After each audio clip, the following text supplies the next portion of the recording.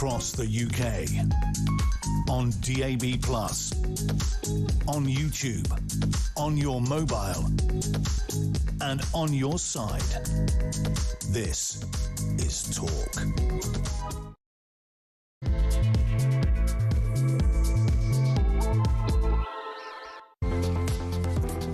Well, a very good afternoon. It is 2 minutes past 1. Mark Dolan in for the brilliant Ian Collins. A busy show coming up, breaking this afternoon, and Nigel Farage leaves the door ajar for a deal with Restore's Rupert Lowe. But should Badenoch's Conservatives be included in that conversation, or are the Tories spent as a political brand? Meanwhile, the fallout from the wild invasion of Ceuta continues, with the Prime Minister finally making a statement about illegal immigration. He gave up his Sunday and his trip to the Toby Carvery to go down to Dover and address the issue. But will Andy Burnham stop the boats? Plus, just how much do our public institutions hate this country as the ultra-woke Archbishop of Canterbury heads off to Africa for an embarrassing apology tour?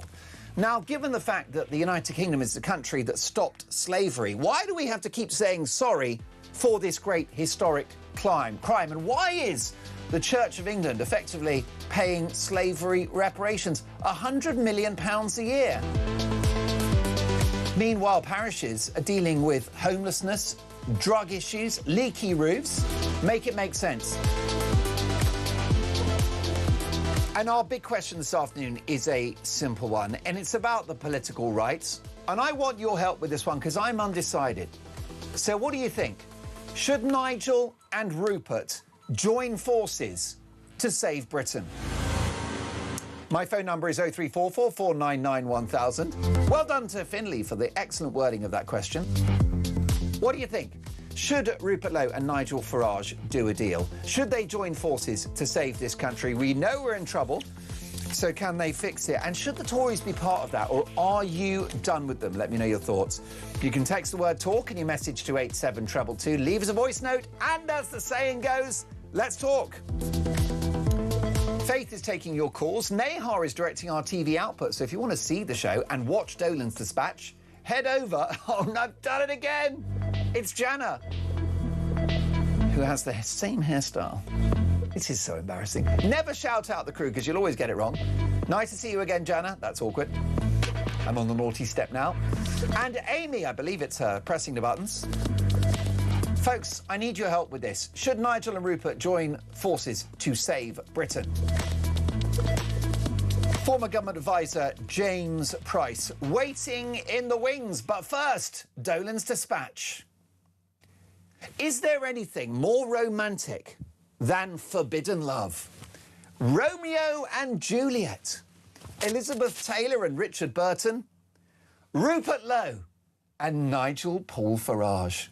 This stormy and tempestuous relationship started so well as Farage recruited this farmer, entrepreneur and ex-football club owner in Rupert Lowe into the Reform fold. It was the dream team.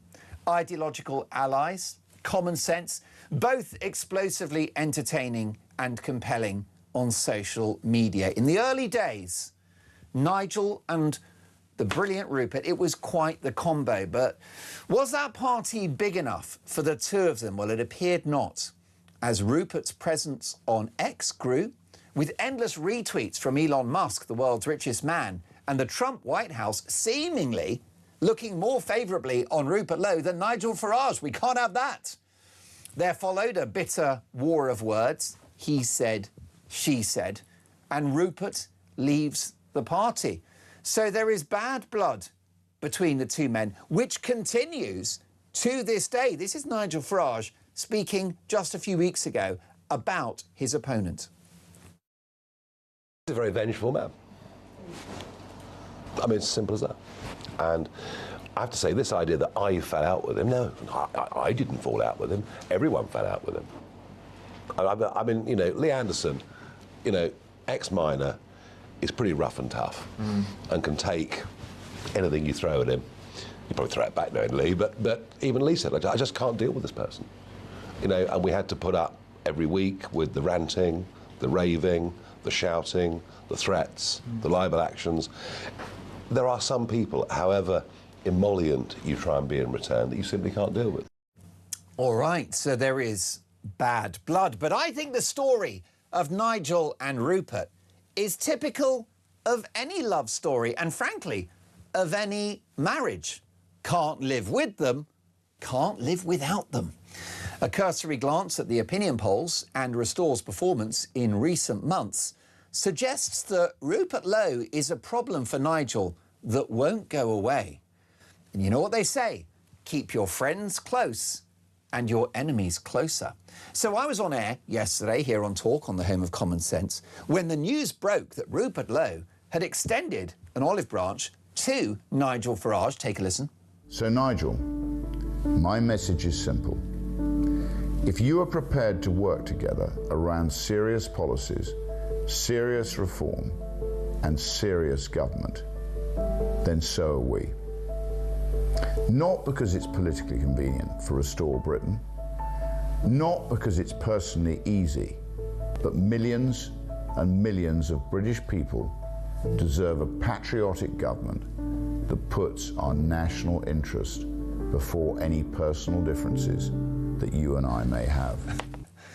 Oh my goodness, I'm welling up here. I'll tell you, I particularly like the piano music. Was that Richard Clayderman? Do you remember him? Of course, Finley's too young to remember that. And Jana especially, or is it Nahar? So the Reform UK leader, Nigel Farage, responded on X with a lot of words, but without saying very much. But I've interpreted Nigel's post, and I think that my interpretation is that the door is open, as it should be. Britain is facing an existential crisis, an economy on the brink. I promise you, we are only a few years away from a Greece moment if things don't change. And with record numbers of millionaires leaving the country, unemployment on the rise, and inflation as sticky as Ben & Jerry's toffee-flavoured ice cream, we are in serious trouble. So Nigel and Rupert, they're both entrepreneurs. They understand this issue with the economy. They know how to fix it. And they understand the madness of net zero. As a farmer, Rupert doesn't deny climate change, and there isn't anyone with half a brain cell who doesn't want an energy mix, clean renewables, bit of nuclear, bit of fossil, and less pollution. But net zero is economic suicide and, in effect, de-industrialisation. Nigel gets it, and Rupert gets it too. They're with each other on border control, and the events in Spain just a few days ago will sharpen minds and have made the idea of strong borders and the need to stop the boats a mainstream view. Now, there are some supporters of reform, I should say Restore. There are some supporters of Restore who are so-called ethno-nationalists. And whilst you can have a conversation about the concept of Englishness and ethnic origins, I don't think that should be ignored. It should be acknowledged, respected and celebrated. But we do have a multi-ethnic society, and the challenge is not to focus on skin colour, because that ship has sailed, but to reinvent a country based around British values, British traditions and the British way of life. We are in the last chance saloon, and the last thing we need is people on the right fighting like rats in a sack. We need Nigel and Rupert to get a room. And you know what? Get Kemi in there as well. I don't mind the occasional threesome. Ideological purity is not the name of the game right now. Andy Burnham, for example, the first PR Prime Minister we've ever had, Captain Headline, he supports proportional representation and will already be plotting deals with the Greens, the Lib Dems and the SNP for a hellish rainbow alliance at the next election. Listen to this pathetic video from the Prime Minister in regard to illegal immigration. We have to deal with the issue rather than play politics with the issue. Just deal with it head on, grip it, and then make the changes that will bring that reassurance to the public. The public don't like the idea that the border looks like it's not controlled. We need to bring back that control, but also we need to offer support for people who genuinely need it. It's about changing the whole approach, and slowly but surely we are putting in place those building blocks of a very different approach to this issue. It's working, but there's more to be done. What a horrendous word salad that was. And it's a reminder that the right must unite to save Britain. We are in trouble, folks. It's 5 to midnight. Tick-tock, tick-tock. Let's get the views of one of my favourite commentators, former government advisor James Price. Good afternoon, James. Hello, my friend. It's great to be with you. Do you think that Nigel and Rupert should do a deal to save Britain? If only it were so simple. Look, first of all, I think it's absolutely great that you dedicated this amount of time to talking about the need to unite the right, which has rarely been more fragmented than it is right now. And you're exactly right about the kind of hellish, rainbow coalition that will be assembled on the left at this rate. If we get something like proportional representation coming in, then you might see some kind of horrendous breakdown of our whole constitution, frankly, if you can't ever get anything passed through Parliament with the kind of power that it's supposed to have, and so on. The nice counter to that is the fact that all three parties on the right agree on a huge amount at this point. I think that the Conservatives, for all the mistakes they've made, have obviously now got the Reform Party and Restore talking about the problems that we've had of unlimited mass migration for many years, and that's sorted out the Conservatives on this. They've been contrite, maybe not contrite enough, but they get it. Conversely, the Conservatives are still the most trusted party in polling on the economy, and I think they have forced certainly Reform to ditch some of the slightly more outlandish nationalisation kind of mad stuff that was being floated around a little bit there in terms of their economics. So there's nothing really that separates, as far as I can see, particularly policy on any of those parties on the right. We've seen the failures, yes, of the Conservatives and what therefore needs to be done. As you rightly pointed out, can the personalities fit their egos around a table and hash anything out? I mean, I hope so. For God's sake, I hope so. But I'm not entirely confident that we're there yet. Well, Kemi needs to be in this conversation, doesn't she, if we can be confident that the right can defeat a united left?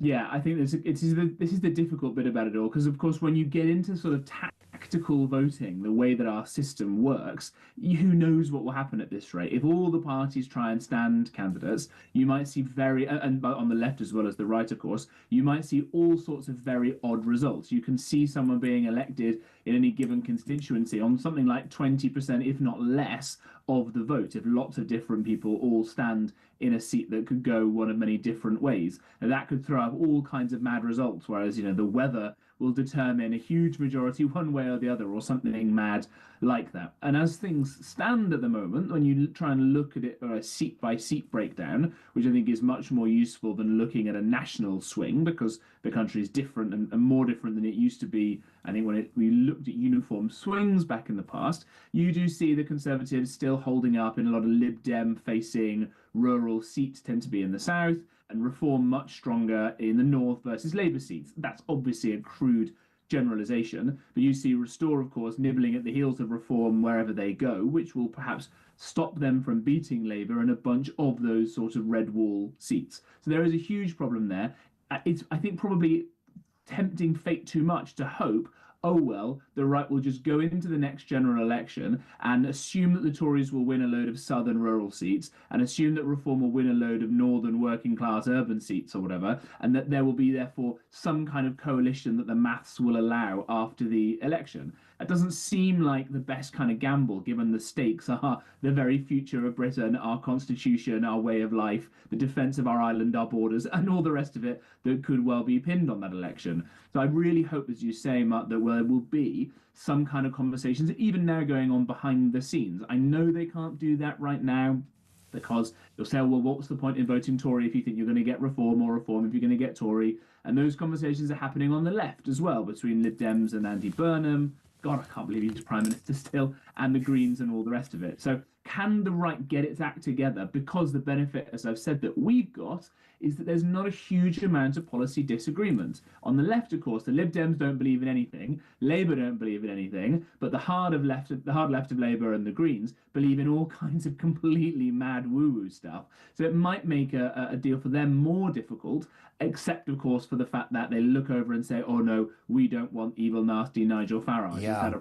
Well, that's the issue. I think the left will unite around a common enemy, notwithstanding their own differences. And that's a problem for the political right. I think that the political timeline is an issue if the right are going to get together.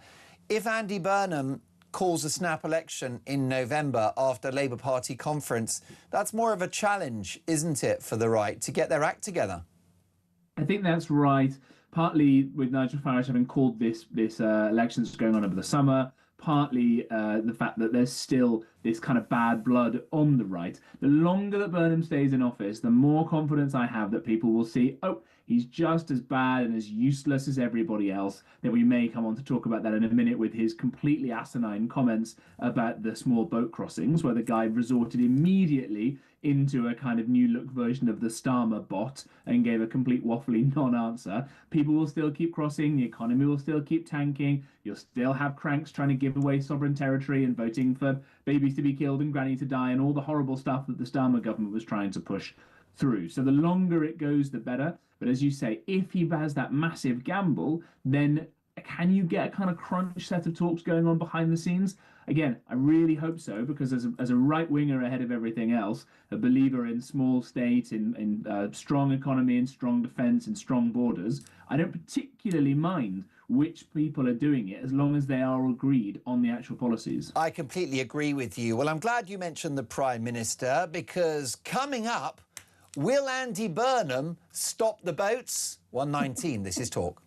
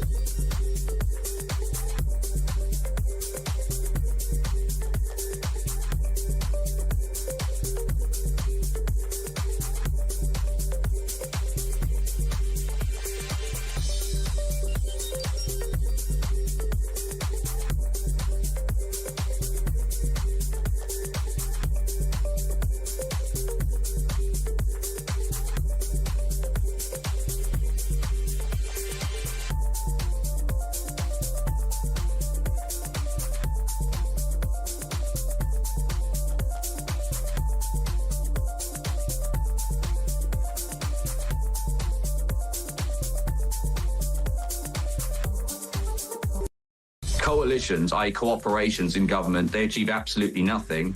There is one party that has a real chance of winning a majority on the right in this country. We're going to fight to win. And we'd encourage everybody who shares the values that I talked about, who want mass deportations, who want a secure border, who want law and order, who want British people to come first, to get behind reform. But having said that, as Nigel said, of course we're willing to engage and talk to people from other parties, and that would include Rupert, yeah.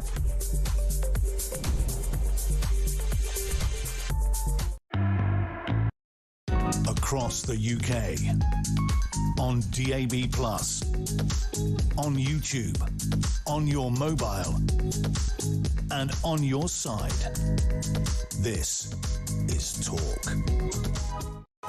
Strong views from Carl. Should the right unite? Should Nigel and Rupert do a deal to save Britain? Carl says the Tories, Mark, are completely done. Look at the Manchester election and the one before. It's a wasted vote. Kemi is only Kemi. The backbenchers are Liberals. Vote Reform UK. Well, the Prime Minister went to Dover yesterday to address the issue of illegal immigration. We've had 2,000 illegal immigrants on his watch as PM and 70,000 since Labour won the last election. Let's take a listen, if we can, folks, to the Prime Minister in Dover yesterday discussing the issue. We have to deal with the issue rather than play politics with the issue. Just deal with it head on, grip it, and then make the changes that will bring that reassurance to the public. The public don't like the idea that the border looks like it's not controlled. We need to bring back that control, but also we need to offer support for people who genuinely need it. It's about changing the whole approach, and slowly but surely we are putting in place those building blocks of a very different approach to this issue. It's working. And James Price, safe and legal routes, that is snake oil political language, isn't it? It's also shorthand for more illegal immigration. People actually think that he's a good communicator. I mean, that was just rubbish. He's very hesitant. He's a lot of ums and ahs, a very stuttering performer, it turns out. Yeah, it turns out when you actually ask him a question that isn't asked by Gary Lineker, the crisp salesman, about Gaza genocide, or asking, oh, is this a bread roll or is it a barm cake? While, you know, we're £3 trillion in debt with no defence and an open border. Turns out the guy is just as useless as he was when he was an MP the last time, when he lost to Jeremy Corbyn and he lost to Ed Miliband, and he presided over the mid-staffs scandal when he was health secretary, and so on and so forth. The guy's a complete joker. He said, oh, we've just got to deal with the problem. Hang on, let me grab my pen. I'd never thought of that before. Why didn't any previous Prime Minister think to deal with the problem? What does it mean, Mark? It's just completely empty. And until and unless he says, do you know what? The Tories and Reform are both right. In order to fix this, we're going to have to leave the ECHR because there's no other way we can change our domestic statutes to stop the lawyers from preventing us from sending these boats back again or dealing with it in any other way. Then I'm not going to take the guy seriously. And every day, what is it you said it was? 70,000 people have illegally broken into the country since Labour took over. Since this started back in 2018, get this for a stat, right? Almost 3 times as many people have illegally crossed into Britain in small boats as we have regular members of the British Army. That's the scale that we're talking about here. But Andy Burnham says we're just going to deal with the problem with no plan. So I'm massively more comforted now. And he said the true bit out loud from Dover, which is that the constituents of Makerfield told him at the doorstep they wanted the boats stopped. So he's acknowledged the message that he was receiving, but he's got no intention of doing anything about it. Even if he wanted to, his party will not let him. No, that's absolutely right, because there are still people that for some reason think that these young men, mostly men, almost predominantly men, coming over, having left their families behind and coming from very different, very alien cultures to our own, should be brought into this country as a priority ahead of, frankly, even those people's women and children, right? This is the tragedy of it, that for every one of these people that come over basically is an either economic migrant or someone who wants to come and get on the benefit system or whatever else, there are people in the worst bits of the world genuinely stuck mouldering away in refugee camps, women and young children, who if you really did, as a left-wing Labour MP or as a member of an NGO or something, really wanted to help, those people you now can't, because more resources are being spent policing, frankly, and the rest of these guys who've come over on the small boats. So it's a tragedy any which way you look at it, and the people that suffer are all those of us who are going to one day in our sleepy village or in a nice little town or a nice residential street somewhere realise, hang on a minute, that house over there seems to be full of people that don't speak English,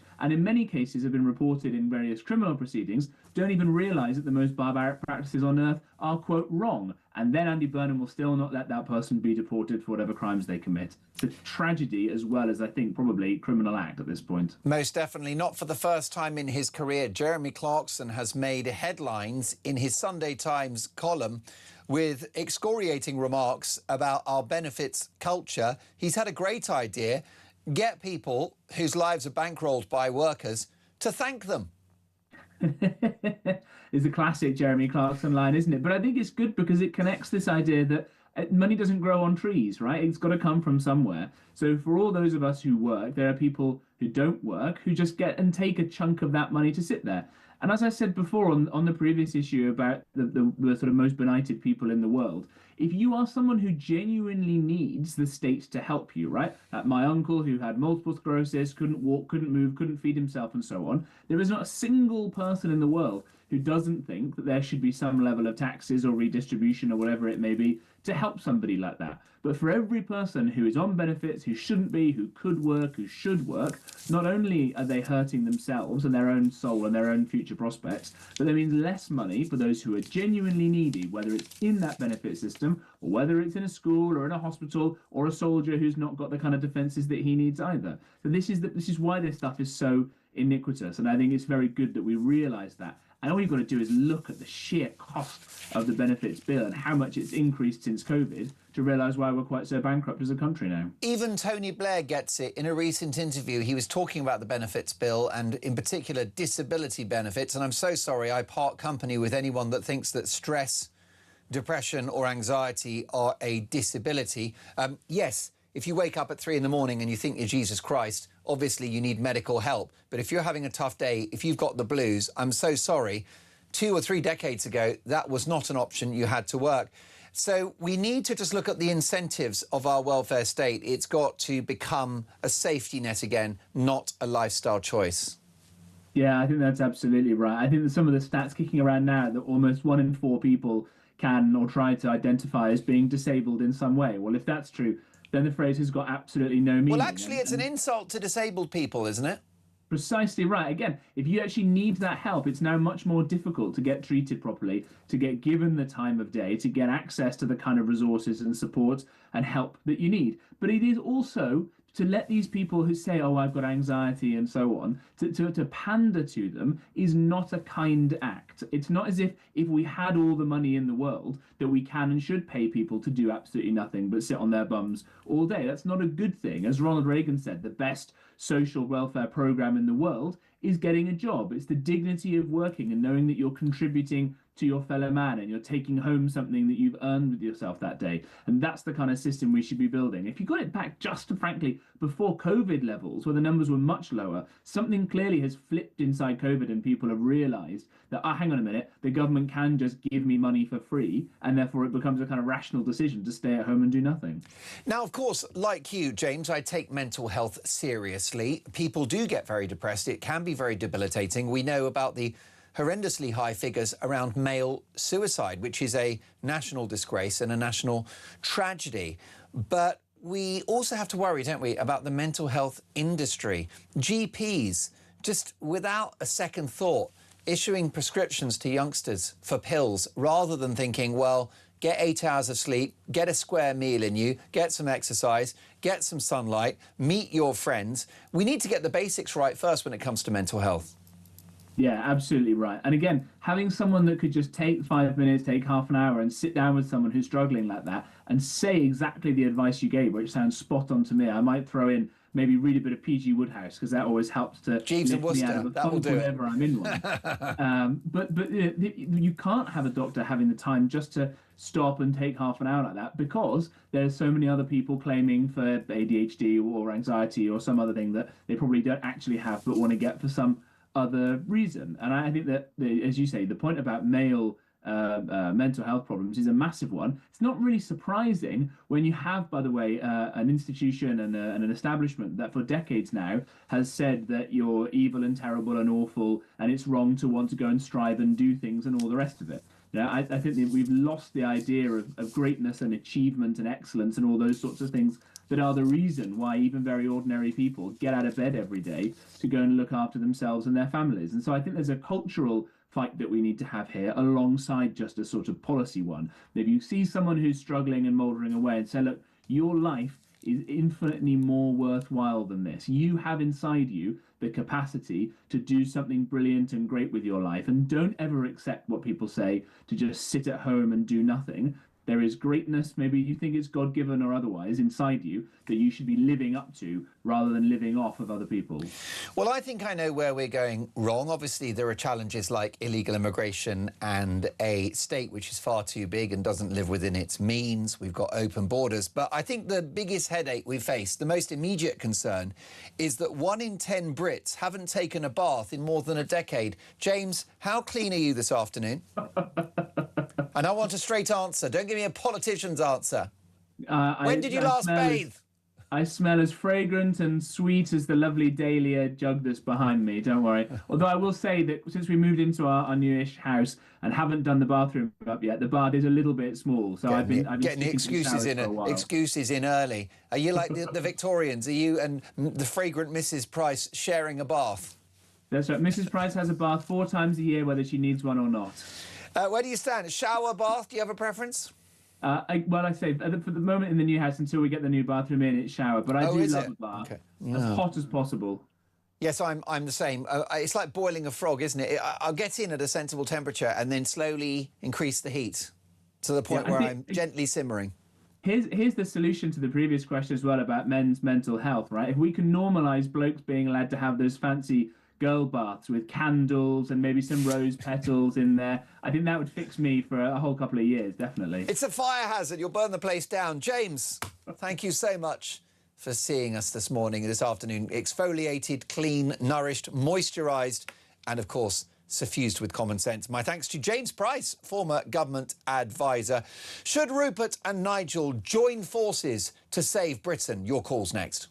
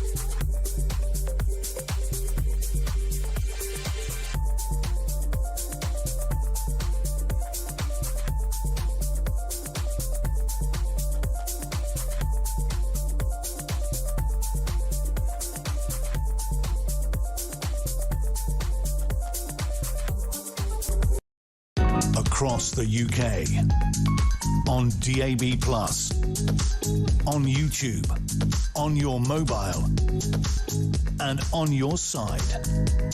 This is Talk. You are listening to Talk. It is 1:34. Should Rupert and Nigel join forces to save Britain? Well, who better to ask than Liam Deacon, comms consultant and former head of press for the Brexit Party. Liam, good to see you again. Hello, Mark. Lovely to see you as always. What did you make of Nigel Farage's response to Rupert Lowe's overture? I thought it was a lot of words, personally, that didn't say too much. No, I mean, he doesn't need to directly respond to Rupert. Rupert didn't offer anything meaningful. Nigel's response is quite simple. You know, there would be lots of people that haven't been reform supporters in the past, aren't natural supporters, aren't even voters that will vote for the best option at the next general election, which is Reform UK, and they're very welcome to do so. Some of those people will be Restore Britain people who see that the only winnable people at the next winnable party that can win it in the next general election is Reform. That's what he was saying. They're very welcome to lend them a vote, and no doubt that will happen.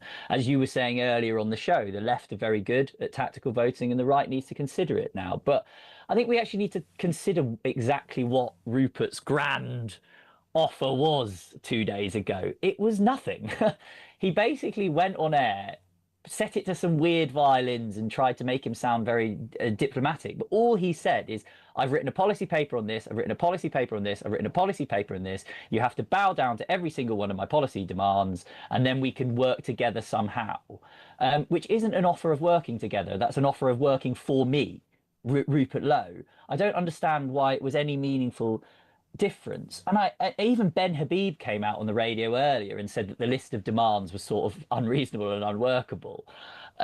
It's very curious, because when it came to Rupert Lowe working with the Tories, and this goes all the way back to 2019, when he was due to be announced as a Brexit Party candidate and then refused to hand in his papers because he'd had secret one-on-one talks with the Tories and they convinced him to stand down and let them have a free run at that election. He didn't give the Tories any demands. he just did what they told him to do. When the Tories offered him a seat on a select committee very recently, he didn't give them any demands. He just did what they told him to do.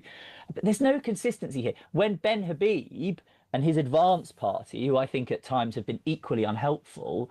When Ben Habib offered a merger last time, he said, absolutely, I'm not making any compromises. You either completely fold and fold in behind Restore UK, or nothing happens. And then suddenly he's on Facebook saying, I'm going to make a compromise with the reform. Like, who the hell does this man think he is? Like, you know, it's my way or the highway with him. And look, let me just tell you one more thing. Politics is a constant process of subtle negotiations behind the scenes, and you work out what policy platform you can bring a broad enough coalition together on, and then you take it to the public. Okay, every party does that internally, and every one member of a political party doesn't 100% agree with the manifesto or policy proposition they eventually put to the election. Okay, it's a constant negotiation, and sometimes people make demands and they don't, but you do it behind the scenes, and then you hit the electorate, the voter, with as a coherent as possible, workable manifesto for the next general election. What you don't do is you air it all in open, okay, and you have all of the messy and sometimes damaging policy discussions on Facebook. Okay, that is not the approach of a serious man who wants to seriously put together a working proposal. Okay, all of this is not to say that I don't think Rupert Lowe is articulate and says things that are convincing and says things that are very, very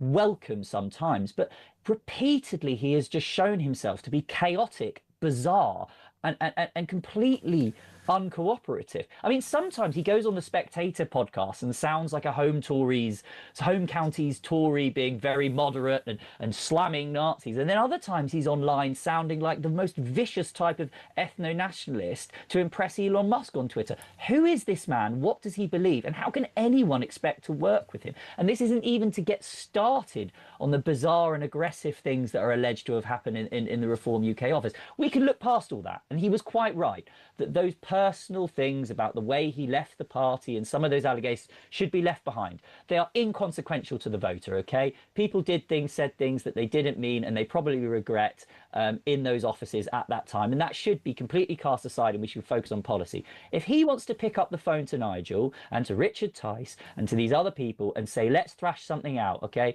Let's talk about policies, let's examine our differences, okay? And let's work out who's compromising where and who's moving where.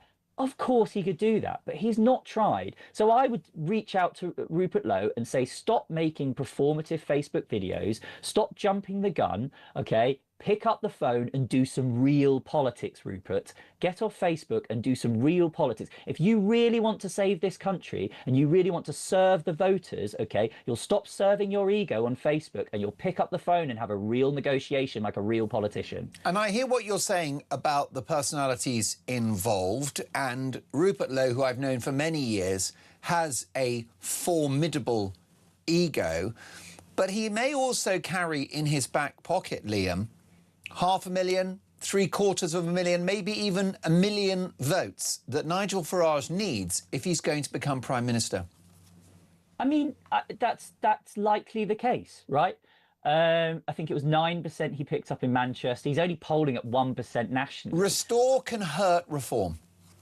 Yes, yeah, they can. I mean, that's obvious. So he does wield a degree of power.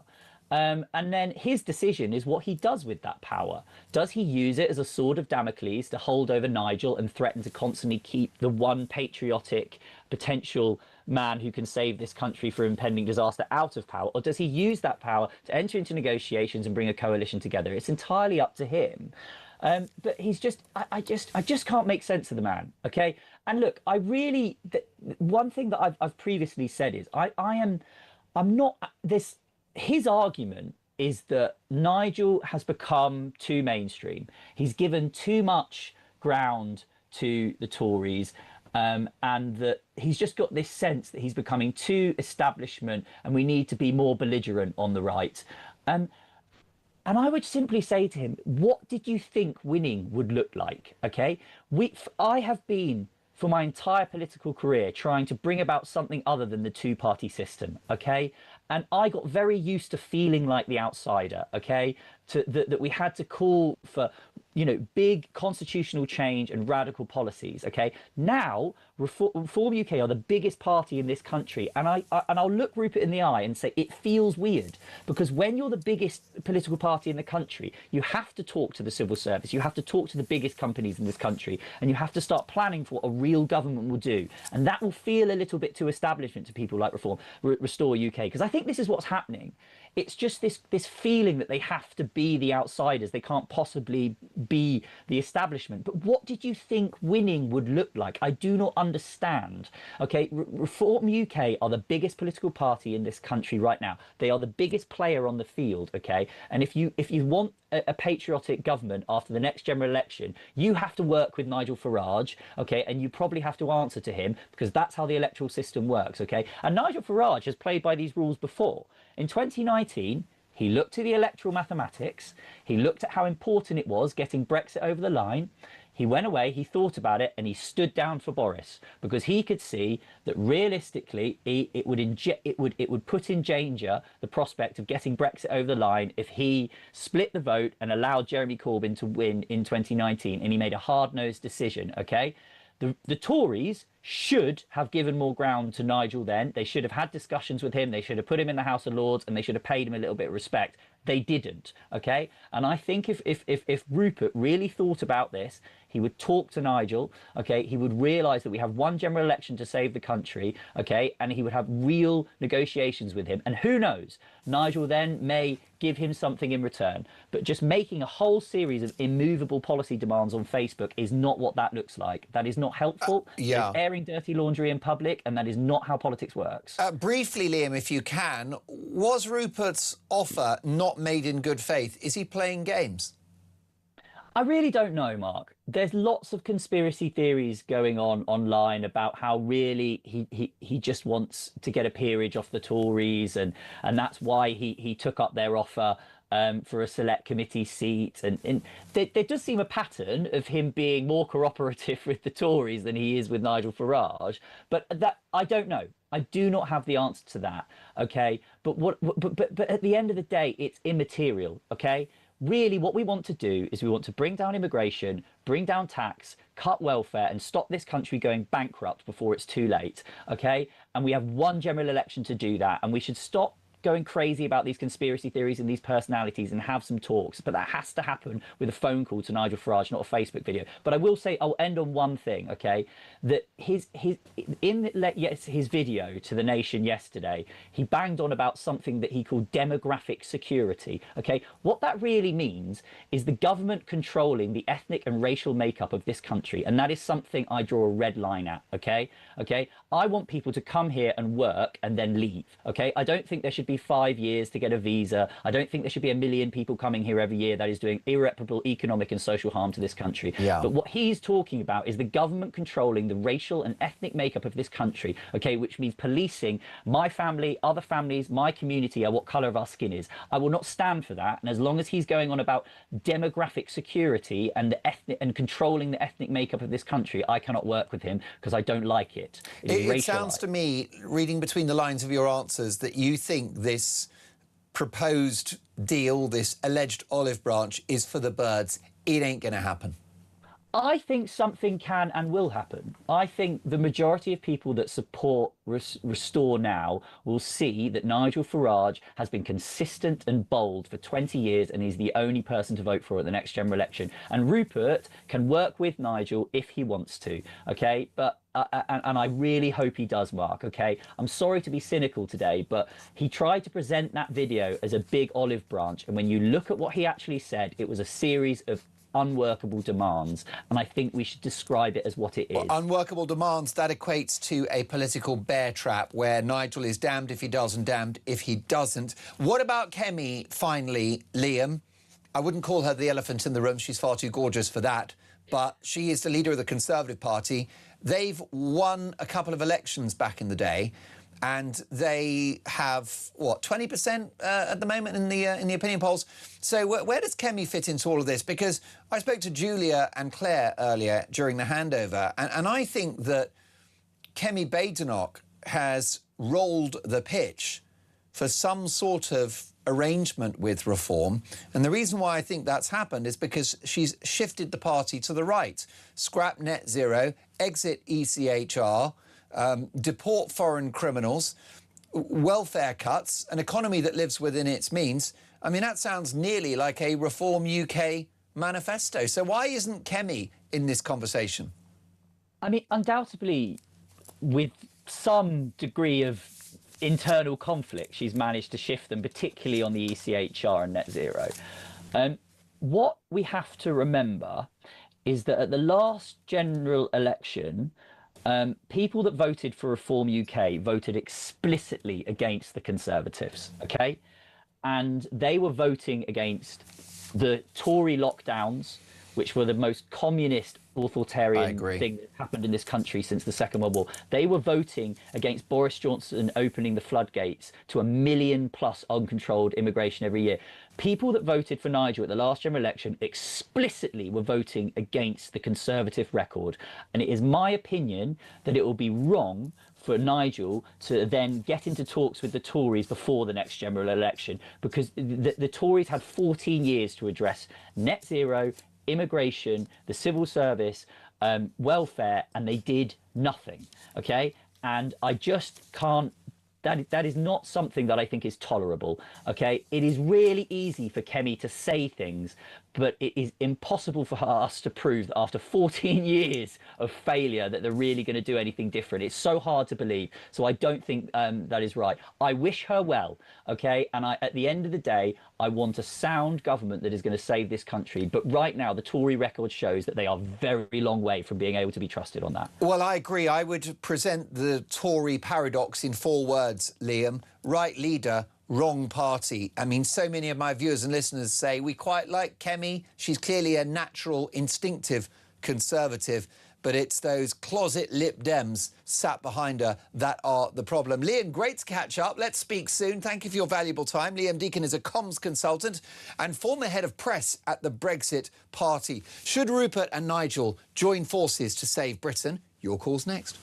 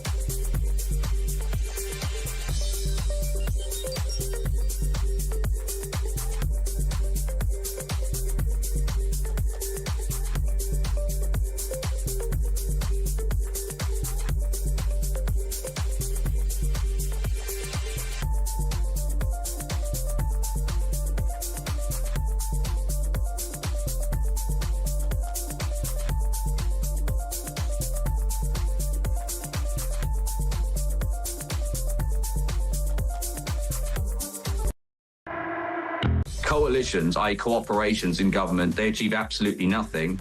There is one party that has a real chance of winning a majority on the right in this country. We're going to fight to win. And we'd encourage everybody who shares the values that I talked about, who want mass deportations, who want a secure border, who want law and order, who want British people to come first, to get behind reform. But having said that, as Nigel said, of course we're willing to engage and talk to people from other parties, and that would include Rupert, yeah.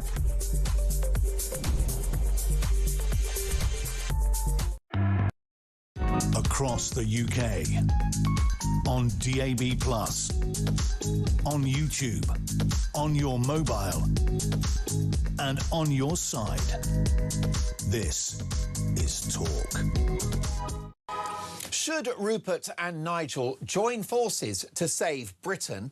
James is in Exeter. Good afternoon, James. Hello, James. Hello, Mark. How are you? Did you just call me Jane? Because that is actually that's how I identify today.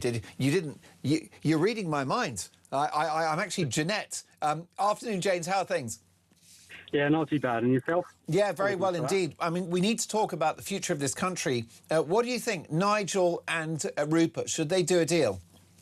Absolutely not, in my opinion. I think a coalition is a very bad idea.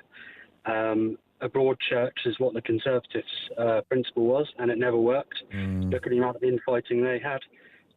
Truss, Sunak, all the infighting. I imagine it if they formed a government, Lowe, Farage, within 2 minutes there'd be a big fight and bickering, and the people of England do not want that to happen. Well, I tend to agree with you. James, could I be rude enough to ask you how old you are? I'm 25. 25. So you'll be too young to remember, although I'm sure you're a keen student of political history, that Margaret Thatcher won 3 landslide election victories in the 1980s, 79, 83 and 87. And what's often misunderstood about her administration is that it was not a broad church Tory party. She spent the 4 years in opposition weeding out the Tory wets. The book about Margaret Thatcher by Hugo Young, the definitive biography, is called One of Us, because as she prepared for power, she would say to her colleagues, is so-and-so one of us? In other words, is that person someone that shares our vision for government? And that's what we need in whoever becomes Prime Minister. Yeah, I agree. And I make a lot of...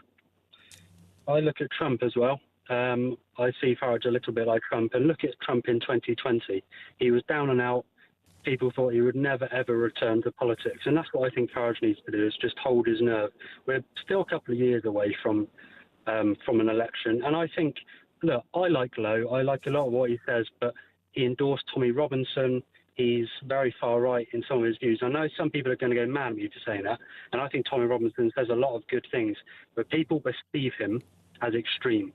And if Farage starts endorsing that, then the media will straight away go, haha, he's far right, and that'll be it. He'll be out of the election.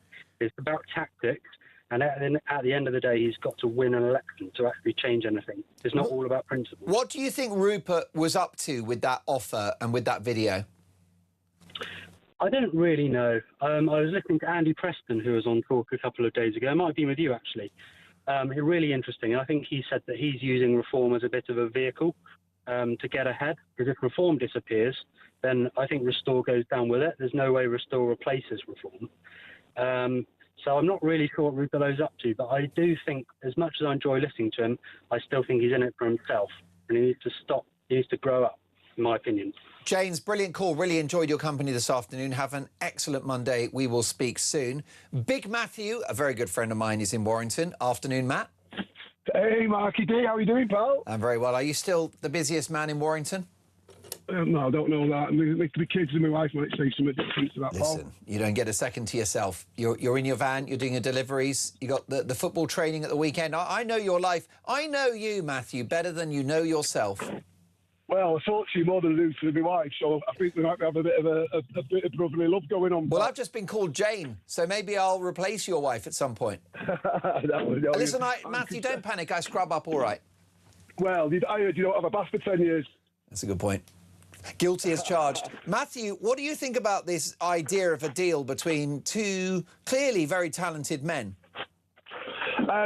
Me, personally, mate, Hello? I'm with you. I've not hung up on you. Jane is still on the line. Yeah, sorry. That's all right. Are you okay? I think it's a good thing. I think it's a good thing because I think Rupert Lowe had a bit of a shocker with the Manchester mayor. He realised he got 50,000 votes. A scare. It gave him a scare. Yeah, it's costing him money. He knows that the only people he's going to hurt is the right wing. It's not the one in the left wing. So I think he's smelt the toffee a little bit. I think he's wrong. I just wish they set the playground antics out of it, and they're both mature men, sort like big boys. Start acting serious because it's. I'm a reform voter, you know that. Yeah. I want reform to do well. And they haven't had a good couple of weeks, and I know there's other things going on that Farage, and I won't say it because I don't really say everyone's names out, but he's tied up.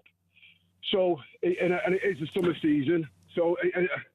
I just want them to get their act together, sort themselves out, slap each other around the face and get the stuff together and move forward, because we need improvement. Because the King of Manchester, the King of the North, he's all wind and no substance, and he's going to get found out. You can tell that when he's stuttering. When he's same as Starmer. When they're confident about something, they can talk as best they want. But as soon as you put them against the firing post, they stutter, they're stuttering, they're coughing, they're splurting. They're not confident because they're about as comfortable as a Christmas turkey sat on a pile of Paxo listening to Merry Christmas. I totally agree. I don't know if you caught that video of Andy Burnham hosting his first cabinet meeting, and it was ums and ers. It was like first day at school. I thought his unscripted speech in front of Number 10 was embarrassingly weak and ponderous. Apparently he's going to fix youth unemployment by sorting out mental health. No, drop the minimum wage and get rid of the red tape so companies can hire people. I get it, you get it, they don't, Matthew. The problem is, you vote in public. You know, there was 25% turnout for Manchester. I know. The voting public have had enough of the politicians. They've had enough of voting. They don't really, you know, I like many people, like your lorry drivers and all your working class lads who've got in the van, got the radio, we're listening to talk. We've got our finger on the pulse. We know what's actually going on. You know, I banned BBC and ITV and Sky News out my house. I will not have it on because it is utter BS. It is banned. Because my wife will watch it, and I'm like, that's not true. But Matthew, do you not miss loose women? No. I'm ex-Welsh Guards. I've met plenty of loose women in my family. I knew where that was going. Matthew, more power to you, big man. Really appreciate the call. And all the best to you and your loved ones, and keep up the good work. Matthew, they're working very hard, often joins me on Talk Breakfast, and he'll say, look, I'm busy, I'm loading up the van, I'm on my 6th day of working. When he's not working, he contributes to his local community. He helps young kids with their football training. He's got it all going on. Another classic example of an alarm clock Brit. What are we going to do? I mean, Nigel and Rupert, it's like handbags at dawn, isn't it? Lads, sort this out. Now, the problem is, we could dismiss the whole story altogether, but as I mentioned to Liam earlier, I do think Rupert has probably got about 500,000 votes in his back pocket. And Restore will never win power, but they can hurt Reform. And what about those Tories? Is that it? Is there any way back? Kemi's dragged them to the right. Don't forget, she wouldn't let Grant Shapps back into the party because he loves net zero. Is that enough for you? Are you buying it? Should Rupert and Nigel join forces to save Britain? A big hour coming. Keep it talk.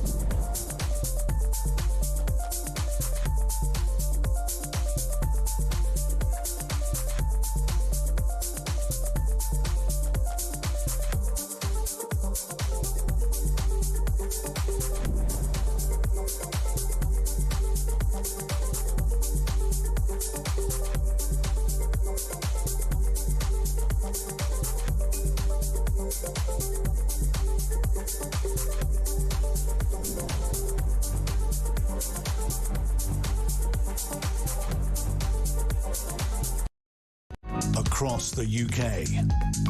On DAB+, on YouTube, on your mobile, and on your side. This is Talk.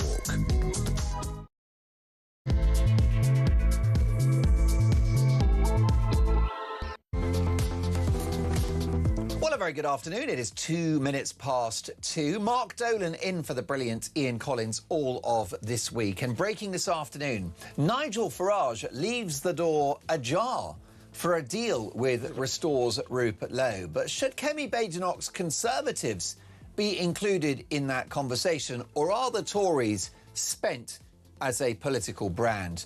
The fallout from the wild invasion of Ceuta continues apace, with the Prime Minister finally making a statement about illegal immigration. He gave up his Sunday afternoon to go to Dover, but will Andy Burnham stop the boats? Plus, just how much do our public institutions hate this country as the Archbishop of Canterbury heads off to Africa for an embarrassing apology tour? Now, given the fact that we stopped slavery, why do we keep saying sorry for it? And why is the Church of England effectively paying slavery reparations? And we know the country needs saved. So what do you think about this, Nigel and Rupert? Should they do a deal? My phone number is 0344 499 1000. Text the word TALK in your message to 87222. Leave us a voice note. And as the saying goes, let's talk. Well, was the storming by 60,000 largely undocumented young men in Ceuta in Spain the tipping point in the conversation around illegal immigration? Was it a red flag? Was it the wake-up moment? Let's get the views of a very old friend of mine, Alp Mehmet, chairman of Migration Watch UK. Alp, good to see you again. Good to see you, Mark. Well, it was unedifying, that spectacle, wasn't it? And I don't think invasion is the wrong word. No, it isn't. 60,000, it's probably over that. Breaking into the country. What else can you describe it other than an invasion? It's just really, there's so many implications there, Mark. From the point of view of the way that Sanchez and his cohort of batty left-wingers in his government effectively issued a gold-rimmed invitation really for them to come in, an amnesty for 500,000 that within a couple of months turned out to be more like 1.2 million. Yeah. Of course, they knew that once they got there, all right, I'm sure that there were a lot of youngsters there out for a bit of fun. But there's a lot that were not there simply for a bit of fun, and their intention is migration.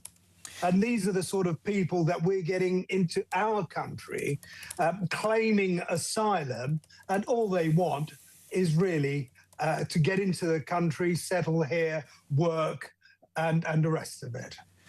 It's quite interesting. You mentioned that amnesty for illegal immigrants, which, as you are rightly saying, was sold as 500,000, which is, of course, eye-wateringly high. The figure more like 1.2, according to the latest statistics. Now, 1.2 million people as a percentage of the Spanish population, Alp, is 2.5%. So you've grown the Spanish population by 2.5% with the swipe of a pen. And we've had the equivalent here. There's a lot of focus on Ceuta. People are saying that it was an unusual freak incident.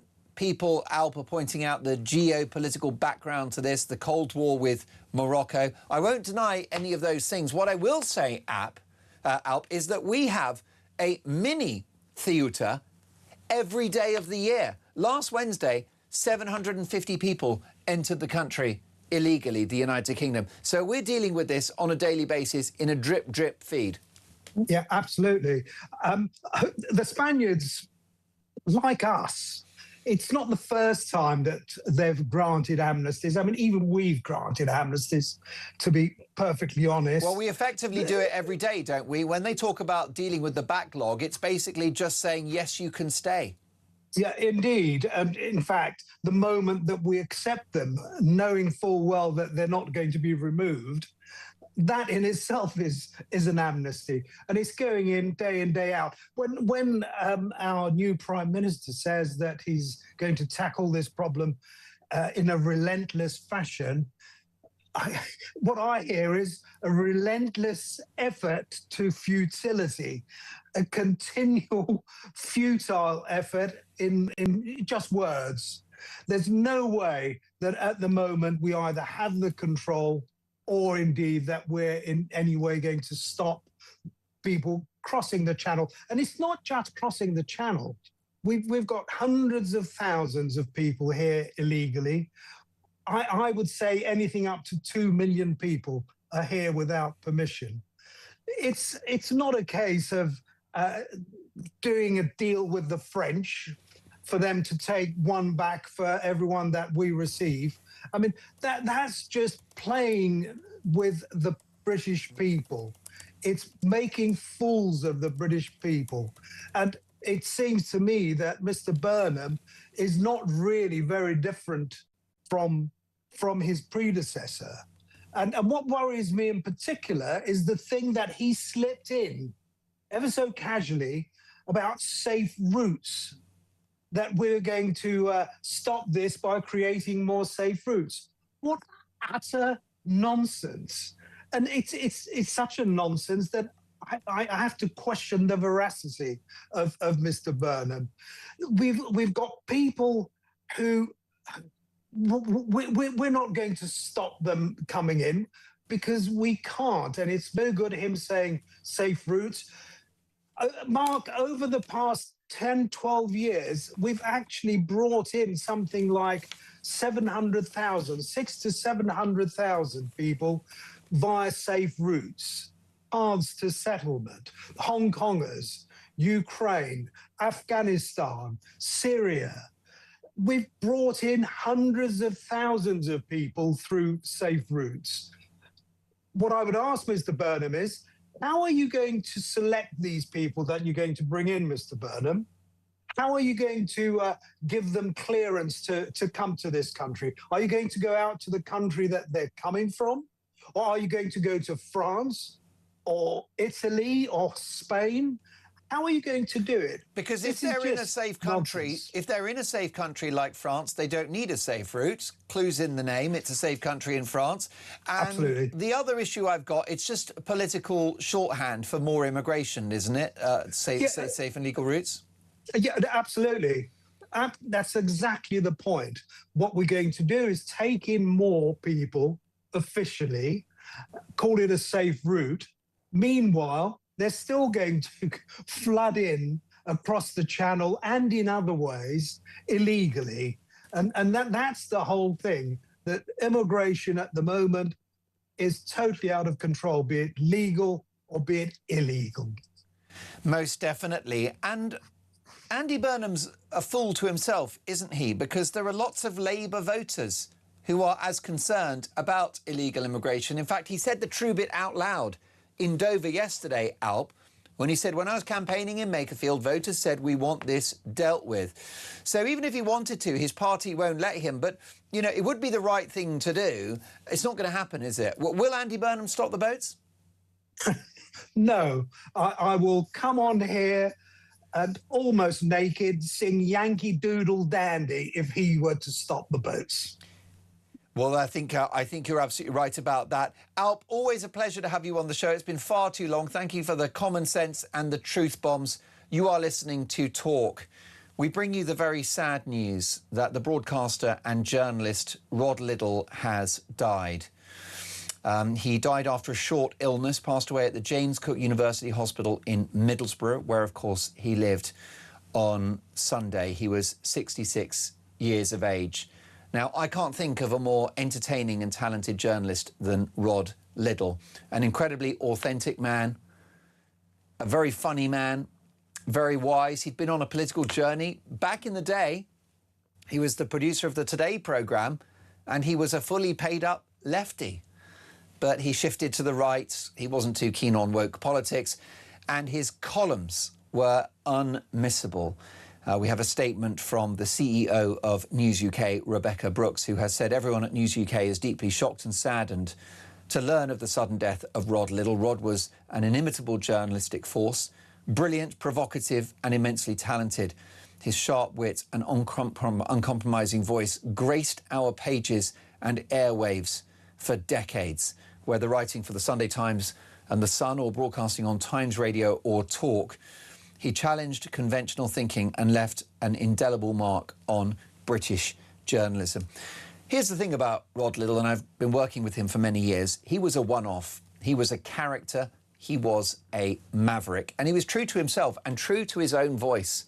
He didn't suffer fools gladly, and I never needed an opportunity to get Rod Liddle on the show because he'd always elevate it. There'd always be a debate. Always good-humoured as well, incredibly articulate, and a brain the size of a planet.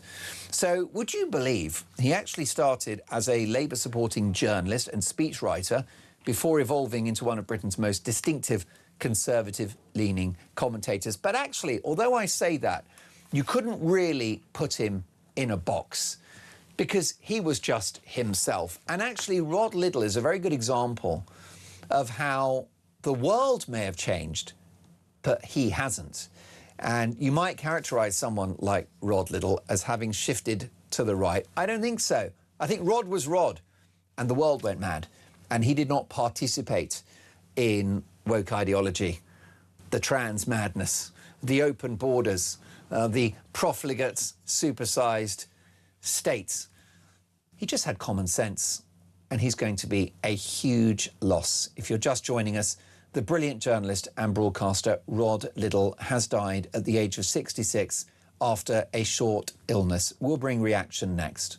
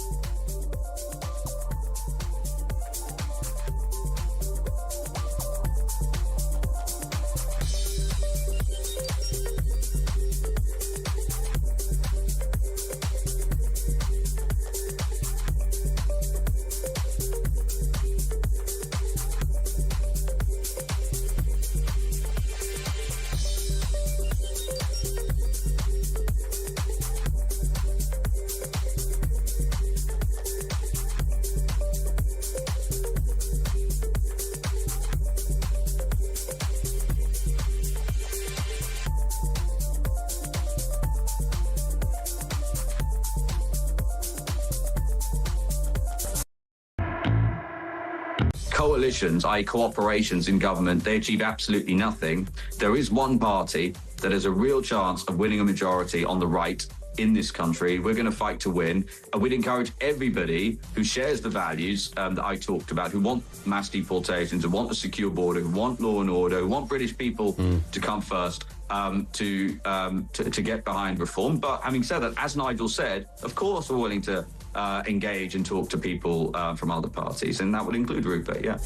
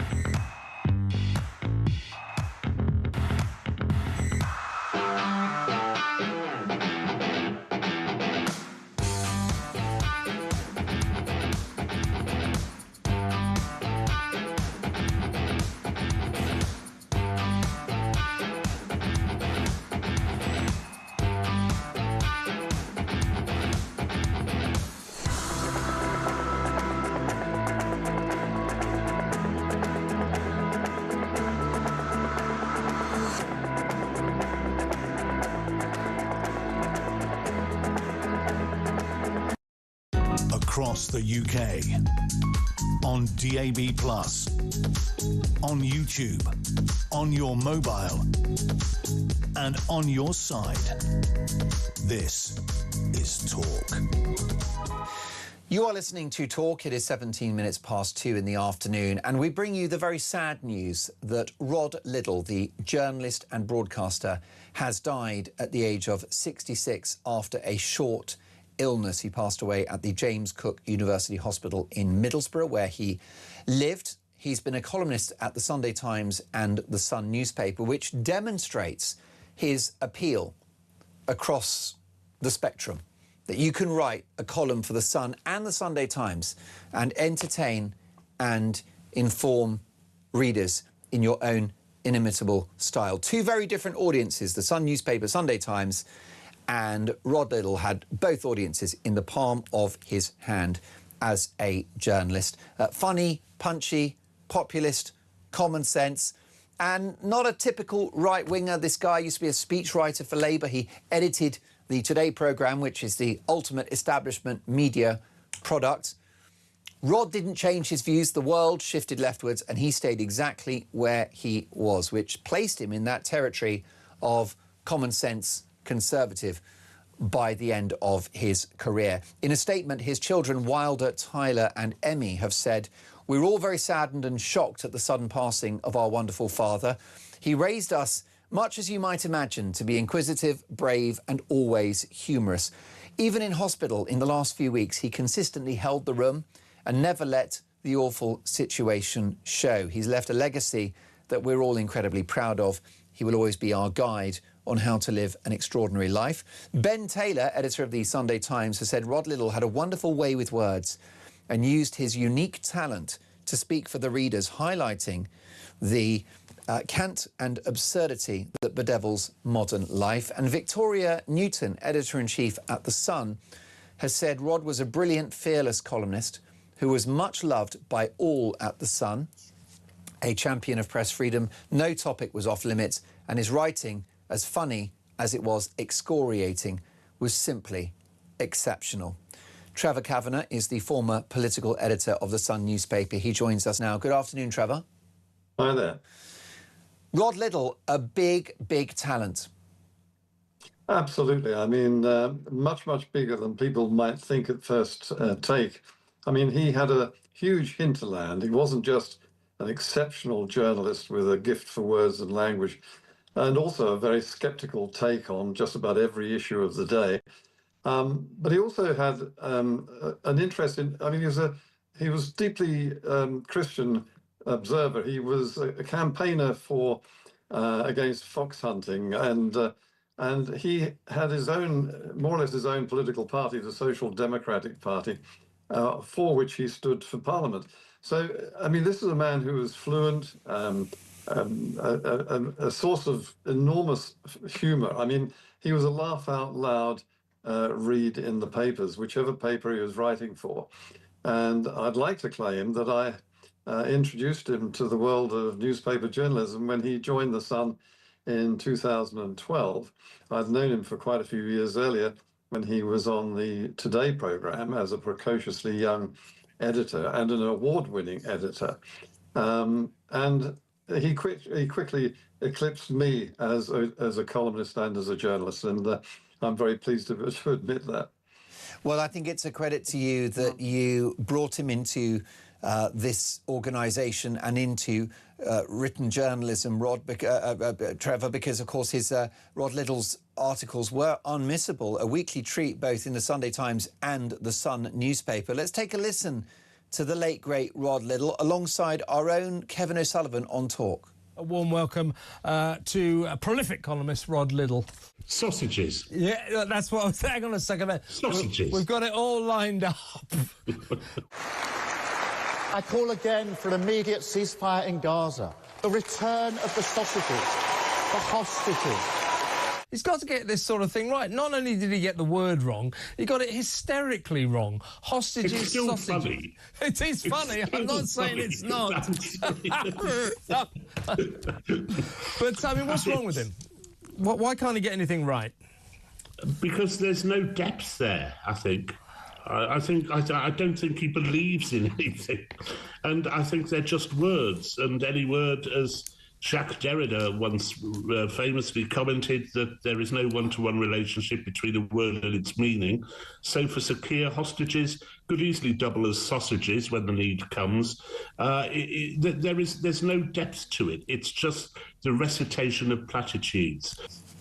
And it's a great skill, Trevor Kavanagh, that Rod was able to entertain and engage the readership of both the Sunday Times and the Sun. Quite different audiences, but all happy customers. Oh, absolutely. And he had a slightly different style for each of us, but nonetheless, it was the skeptical nature of his columns which was most appealing. And he, I think, he chimed with the views of the readers of all of the publications he worked for, whether it was The Spectator, where he was an assistant editor at one point, the Sunday Times or the Sun, or indeed his Times Radio weekly Saturday broadcast. He managed to articulate exactly what the public was thinking, to the fury and outrage of the bien-pensants of the Labour left.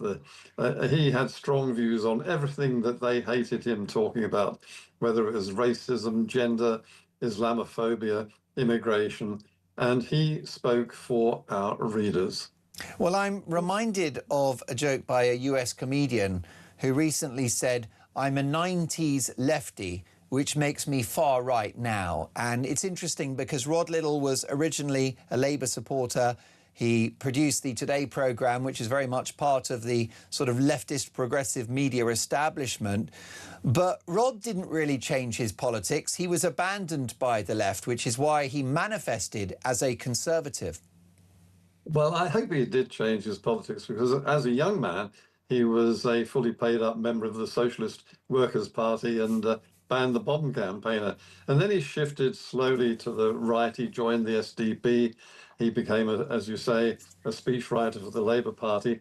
And in 2019, he stood for his own party, the SDP, and urged the Tories to hold the general election on a Muslim religious holiday so that that would stop Labour voters, to reduce the Labour vote. My goodness. The other great quality he had is that he was a very funny man, Trevor. And I wonder whether he was extra funny because he was fearless. He didn't care, did he?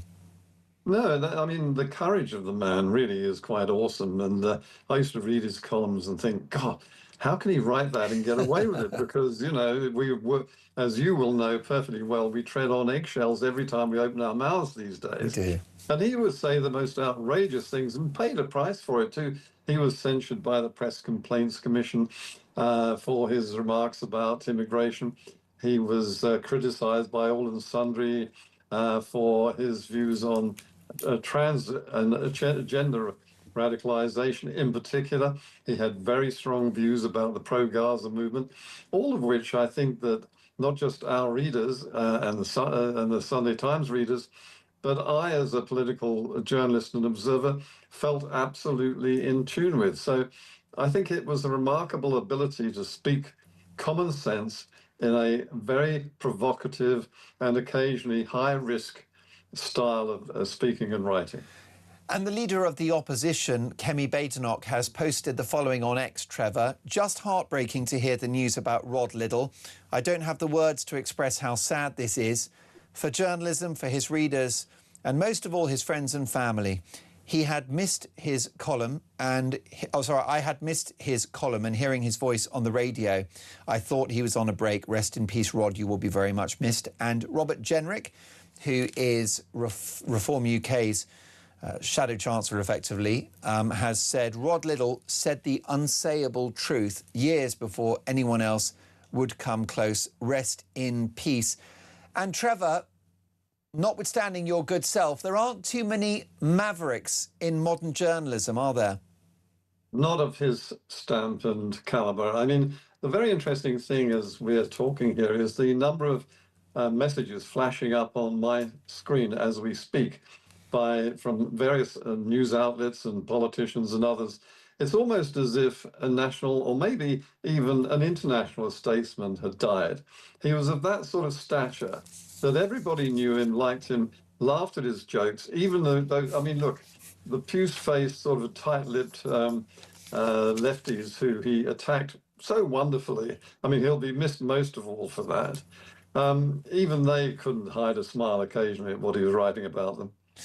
Trevor, it's always a pleasure to have you on the show. I wish it were under happier circumstances, but we will speak soon. Thank you for your contribution, and thank you for helping us to remember the late, great Rod Liddle, who I never needed an excuse to get on the show. Always very entertaining. The only reason he wasn't on the show in recent times is because he was so in demand with the Times radio show, with the 2 columns, with the Spectator and all the rest of it. He was a very busy man and hard to pin down, but his legacy will persist. Deborah says, hi, Mark, very saddened to hear the death of Rod Liddle. I love listening to him. He never held back on his opinions, which is great. He will be missed.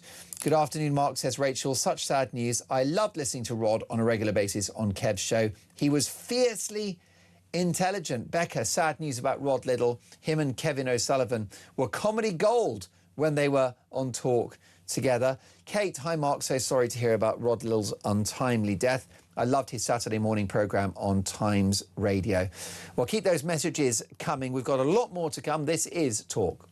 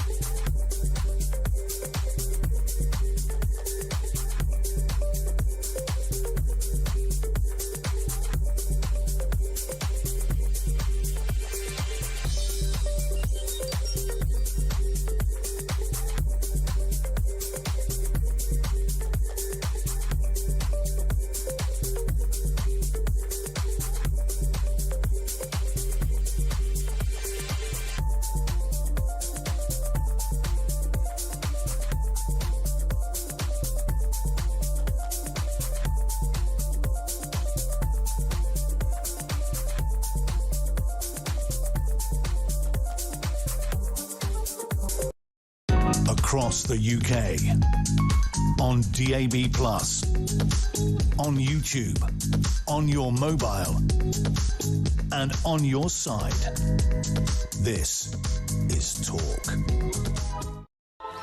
You are listening to Talk. It is exactly 2:30, and if you're just joining us, we bring you the very sad news that the broadcaster and journalist, the columnist at The Sun and The Sunday Times, Rod Liddle, has died after a short illness. We'll bring further tributes shortly, and I'm delighted to say that Kevin O'Sullivan will join us in the studio to remember the great man. Also, before 3 o'clock, we'll be joined by Richard Tice, the Deputy Leader of Reform UK. Looking forward to that conversation. But Jeremy Clarkson has made headlines saying that young people on benefits sitting at home all day should have to write a thank you note to those that go out and actually put a shift in. Will we ever tackle benefits culture? The latest statistics suggest that 600,000 households are now better off not working than going out to work. Surely, as Tony Blair said just a few weeks ago, this can't go on. Let's get reaction now from Jamie Booth, Communications Director at the Jobs Foundation. Hi, Jamie. Hi, Mark. It's great to be on this afternoon. Great to have you on the show. Look, we need a benefits system. There has to be a safety net. It's one of the things that makes Britain great. But the clue is in the name. Safety net, not lifestyle choice. I think Jeremy Clarkson, as he so often does, has really spoken for the nation with his article in the Times this morning. I mean, I think there's two really huge issues with our welfare system.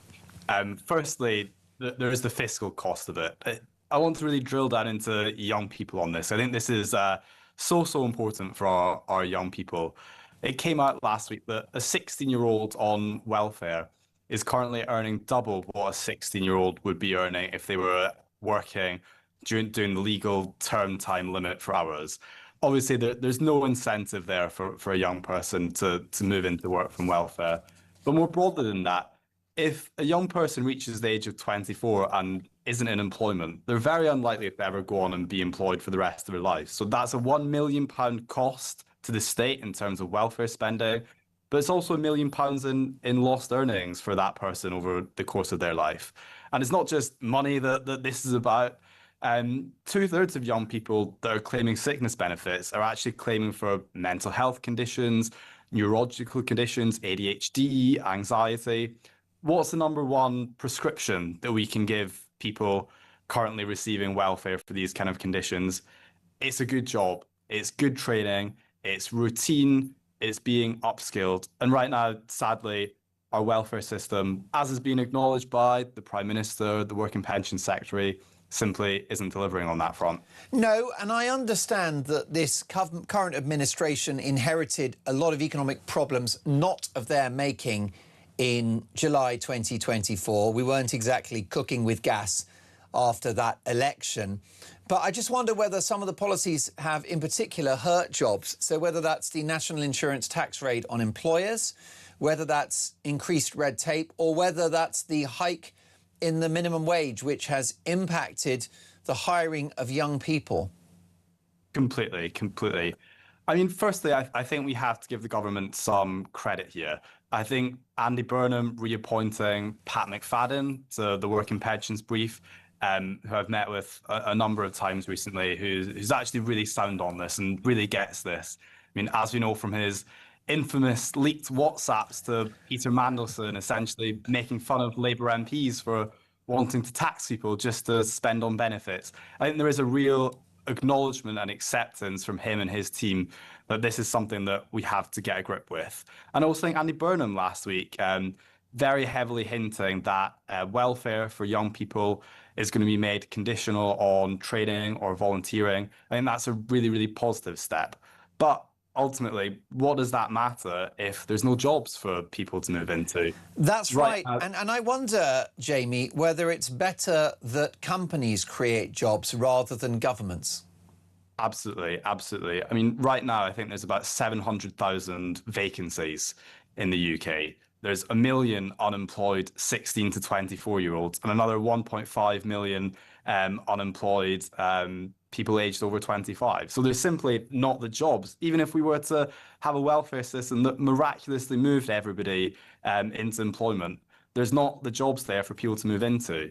It's not government that's going to create those jobs. It's businesses that are on the ground creating those opportunities. And as you were saying in your question earlier, when you've had successive budgets of tax rises, when you've had massive increases in the minimum wage, when you've got massively increased burdens on employment regulation with the Employment Rights Act, it's neither wonder that the jobs are simply drying up and businesses aren't able to create those jobs to get people into employment. Well, the workers' rights, the hike in the minimum wage, some of the regulations, they're all well intended, aren't they, Jamie? But the road to hell is paved with good intentions. It may be coming from the right place, but these policies appear to be backfiring. And I've spoken to figures within business, representatives of the CBI, and they've told me that they warned the government this would happen.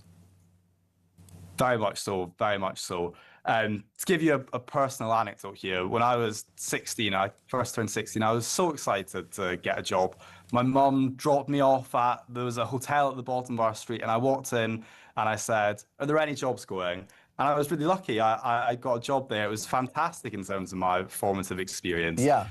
But a few months ago, I had the pleasure of meeting with Tom Kerridge, who your listeners will know, fantastic chef. And he told me how his businesses can no longer employ 16, 17-year-olds because the burdens on them are just too massive. So these 16, 17-year-olds that might have came in after school, that might have came in on the weekends and really got the bug for working, businesses just simply can't afford to employ them. So if I was to say to Andy Burnham and Pat McFadden, what do you really need to get young people into work? Yes, things like technical education announcements. Yes, various welfare incentives are great, but it's the businesses that are going to be creating those jobs. So the budget in November or at the end of October really needs to be focused on that. Well, look, Jamie, I think you've made such a lot of good points. I wish you were Chancellor of the Exchequer, but more power to you, trying to encourage the government to be pro-jobs and pro-growth, because that is how we can provide for everyone in our society. Great to have you on the show. Let's catch up soon when your schedule allows. Jamie Booth there. Fantastic interview, I think you'll agree, and a very articulate guy who got his first job in the local hotel. And I got my first job at Burger King on the east end of Princes Street when I was a student. And I did a hop, skip and a jump when they said, yes, you start Monday, because having a job is a great thing and working is a very worthy and noble endeavour. Let me tell you, I've sat at home doing nothing and I've worked, and I can assure you the latter is preferable. Should Nigel and Rupert Lowe do a deal to save Britain? Murray is in Surrey. Hi, Murray. Hello. Yeah, my views on a deal are, I'm not quite sure about it, but I think this whole thing of Rupert putting out the deal and things, I think Nigel's brought it on himself, kind of. Because I think when he brought in the likes of Nadine Dorries to the party, there's a lot of people, I think, who are members of Reform and things, and the ones who are defected, particularly the ones who are defected to Restore, they all just say they can't trust him. Like, you had the ridiculous situation where you've got Zia Youssef complaining about having a tweet taken down under the Online Safety Act, but the woman who wrote the Online Safety Act is in his party. Well, make it make sense. How do you see this playing out? Do you think that the two men will kiss and make up? No, I think what Rupert has done really is actually put Nigel in a really difficult spot, because the 5 things he's mentioned, some of them, yeah, might be a bit out there for some people on the right, but a lot of them, for a lot of people in Reform, they're things that most people would align with. And the only really sticking point is whether or not Nigel is going to stand by these failed Tories. And if he goes, oh, well, I'm not going to do a deal because I want to stand by these failed Tories I brought into my party, it is not a good look. I mean, when he brought in these failed Tories, it reeked of desperation, because it was about a year ago now when everyone was banging on going, oh, they need to professionalise the party, they need more people in and everything and stuff like that. And Farage originally came out and said, no, we'll develop our own people. We might bring in 1 or 2 Conservatives, but we'll vet them thoroughly. And then the more and more the pressure came on from the media saying, where are the people, where are the people? All of a sudden, there were Conservatives being announced left, right and centre. So it just seems like he almost capitulated a bit with that. Well, I think you're right about that. And Murray, do you think that the Tories are a busted flush, or is there a way back for them into this conversation? The interesting thing is the Tories aren't a busted flush down south.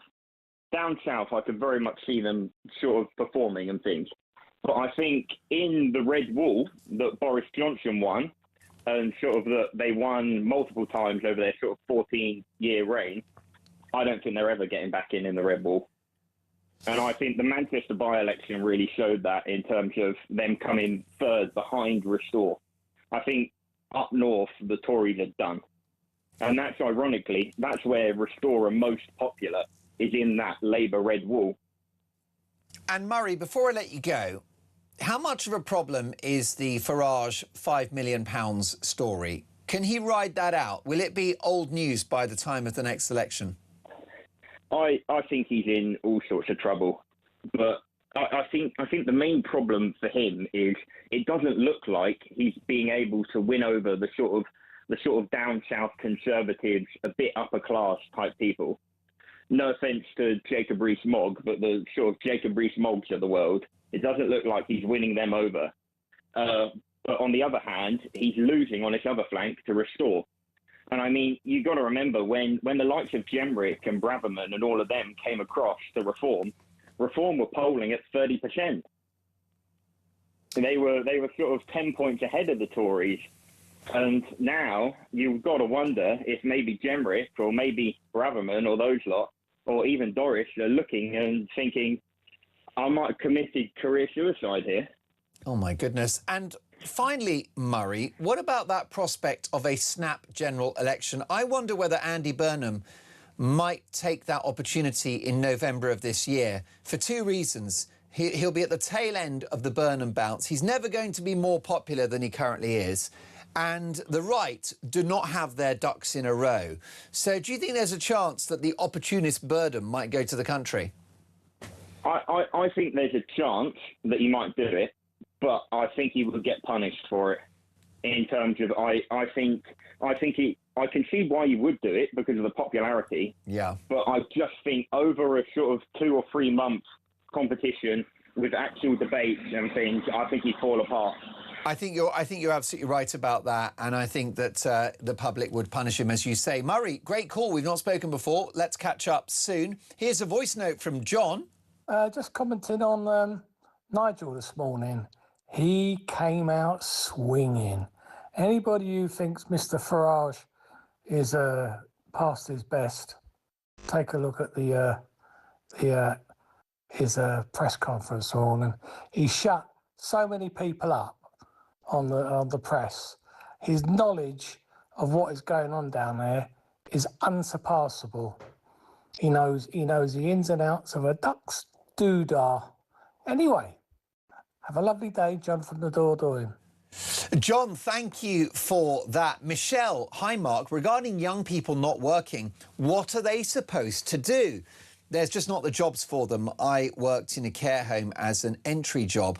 I was lucky, as now all these jobs are given to migrants. Then there's the high street. No jobs here, as most of the old shops are gone and barbers, vape shops remain. Then there is DEI hiring. Of course, that's woke hiring based on skin colour and religion.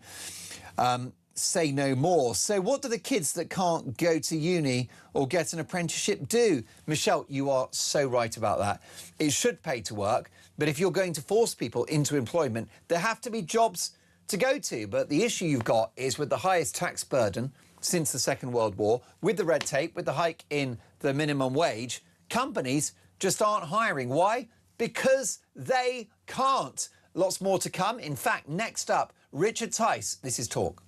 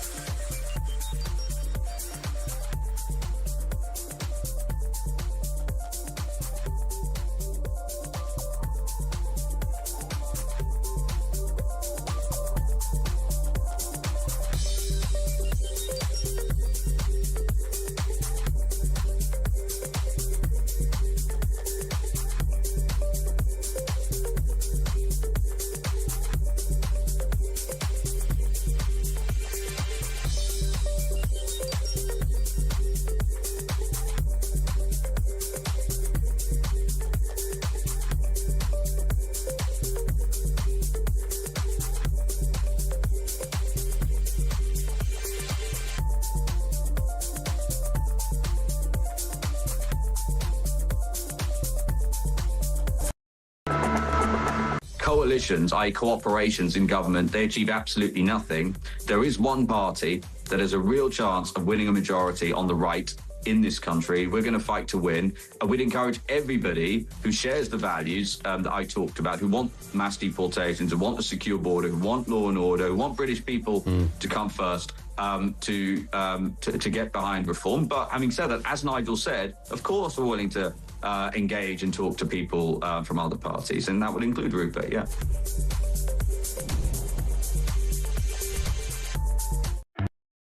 Across the UK, on DAB+, on YouTube, on your mobile, and on your side. This is Talk. You are listening to Talk. It is exactly 2:46 in the afternoon. Mark Dolan in for Ian Collins. We bring you the very sad news that the journalist, Sun and Sunday Times columnist and broadcaster Rod Liddle has sadly died at the age of 66 after a short illness. Let's get reaction now from a good friend of the show, a good friend of mine, Richard Tice, who is the deputy leader of Reform UK. Good afternoon, Richard. Well, it's afternoon, Mark, but I have to say it's just desperately, desperately sad. I'm genuinely gutted, actually, because he was, Rod was just so brilliant and fearless and funny and provocative. He was remarkable. And the idea that he could be taken from us I'm utterly gobsmacked. He and I would message each other definitely once a fortnight to wind each other up, to test an idea, whatever. And I'm genuinely shocked. It's hard to speak, actually. It really is devastating. Such a big talent, so entertaining.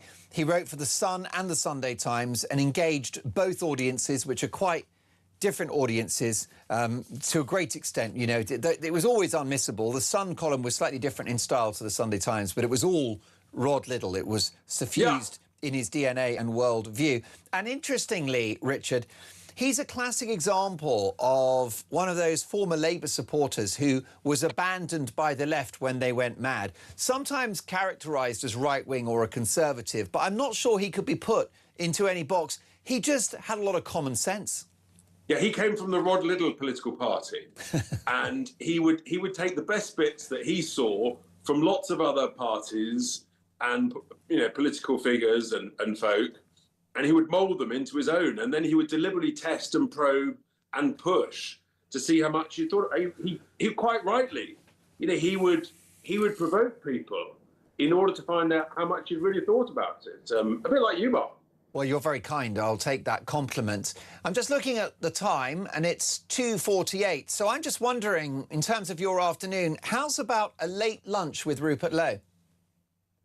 I've just enjoyed lunch, Mark. So my stomach is full of delicacy.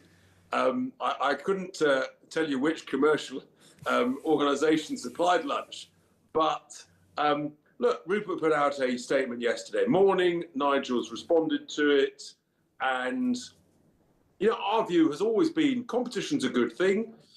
In a way, what we've done with our policies, we have pushed and pulled the Tory party away from net stupid zero. We've pulled them away from the ECHR, but the problem is, they can't be trusted, but ultimately, we have to stop socialism from ruining what's left of our brilliant country, and so we have to get a common sense, right of centre, essentially government.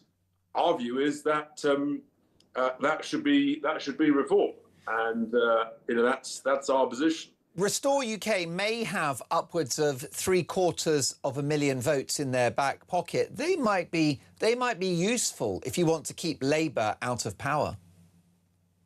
Well, ultimately, voters. You talked about common sense earlier. I always say voters tactically know what they want to achieve with their vote, and they vote smartly and tactically to achieve that objective.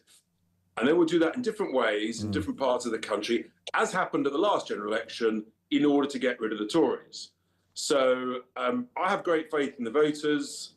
I think that it's, as Nigel said, look, we more than anybody has done right by the country. For example, in December 19, when we didn't stand against the Conservatives, the Tories threw that generosity back in our face, and the rest is history in a sense.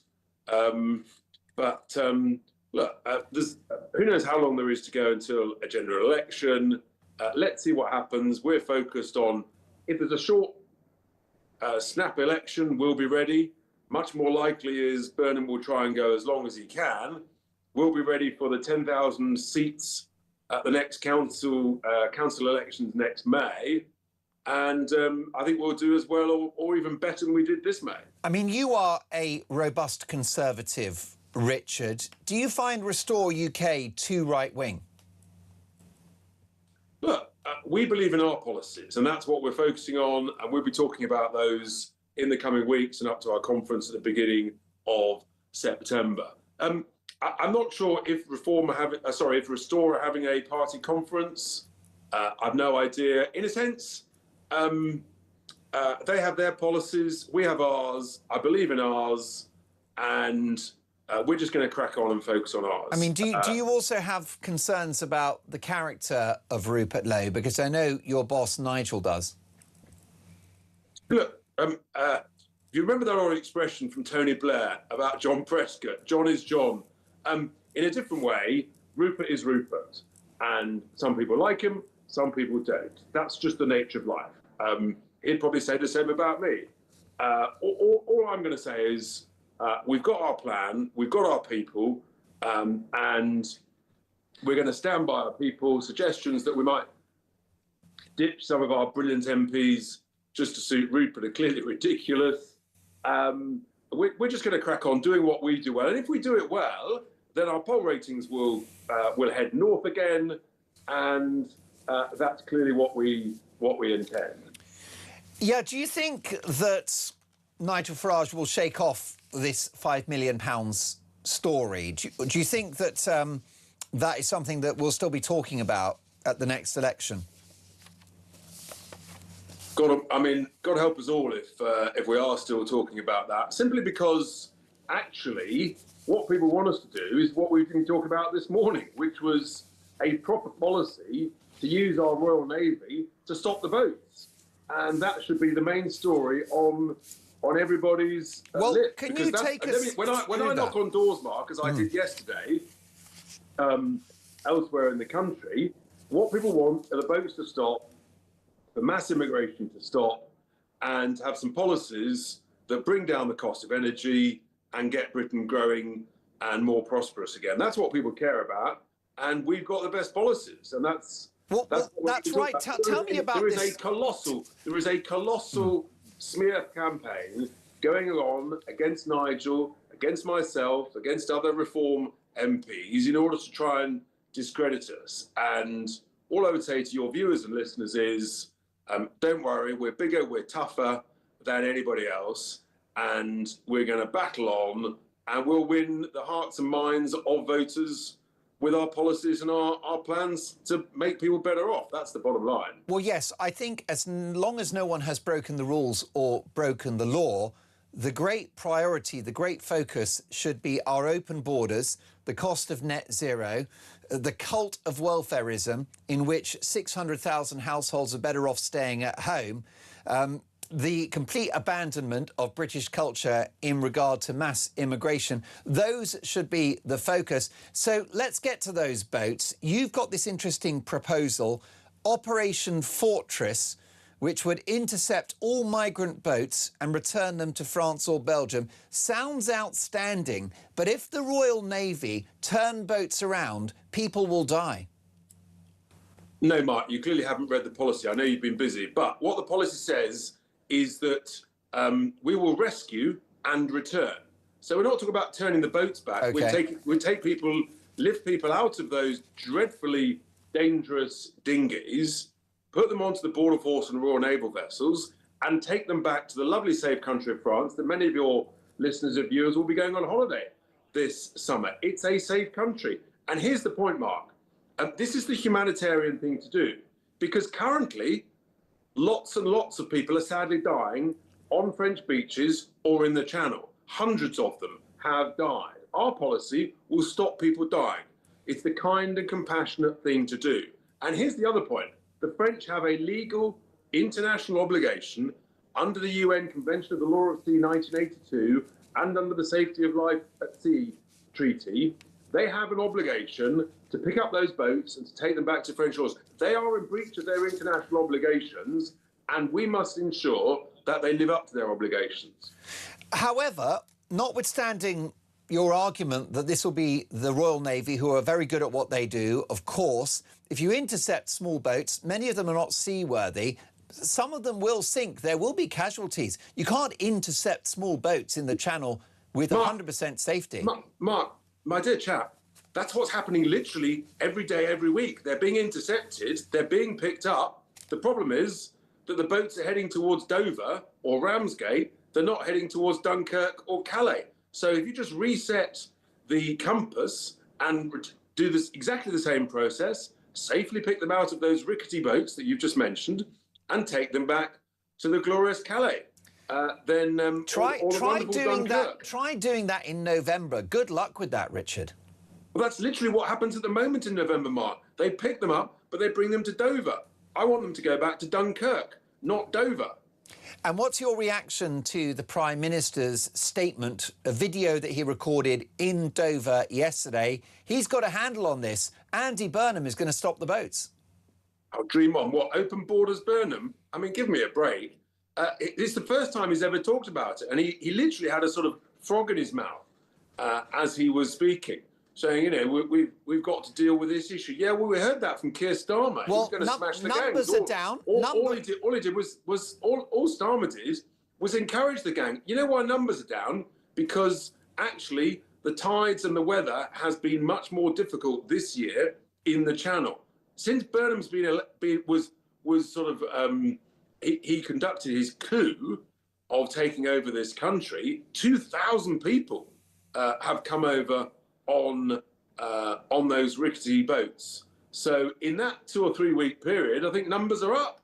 They're obviously viewing the fact open borders Burnham means bring them on. Well, it is a concern, isn't it? And it's a big focus of my viewers and listeners. How quickly could a reform UK government stop the boats? Are we talking a couple of years? Can it be done in a parliament?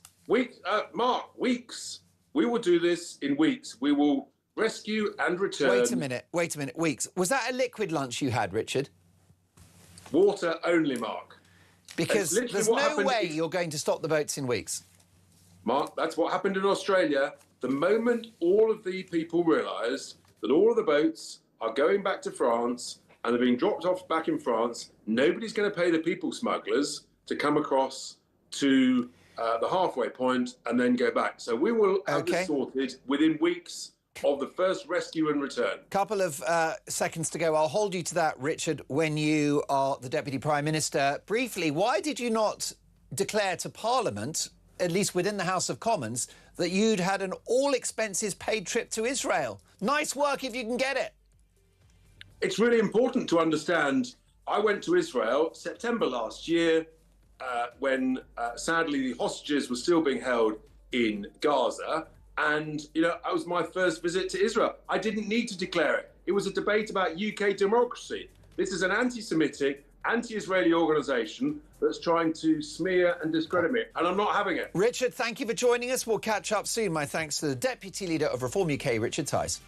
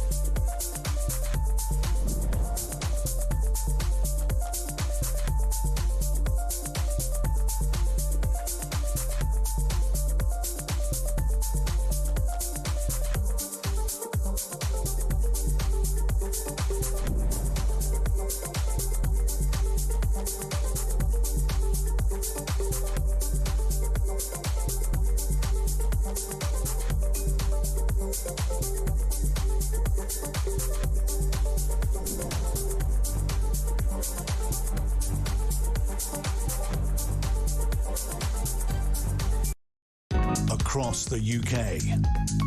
On DAB+, on YouTube, on your mobile, and on your side. This is Talk.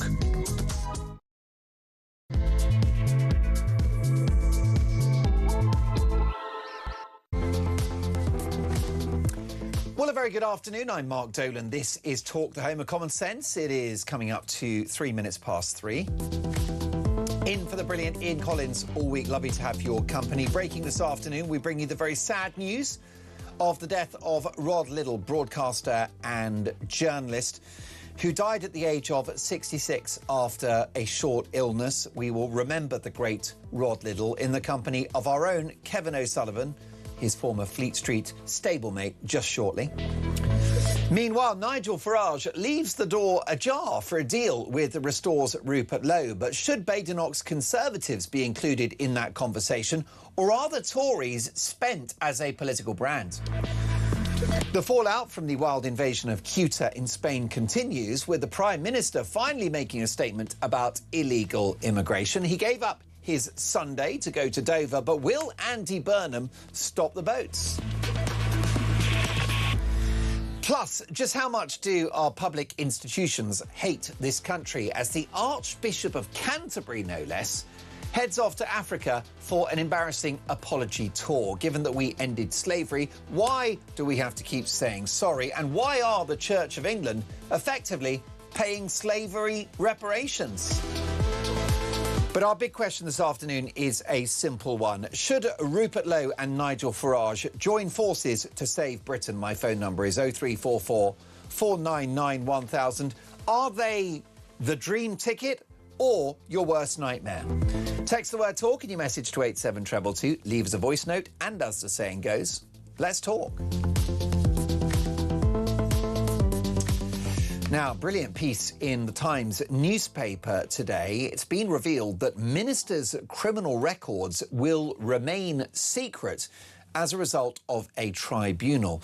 With the story is George Greenwood, investigations reporter at the Times. Hi, George. Good afternoon. Congratulations on the scoop. What is the story here?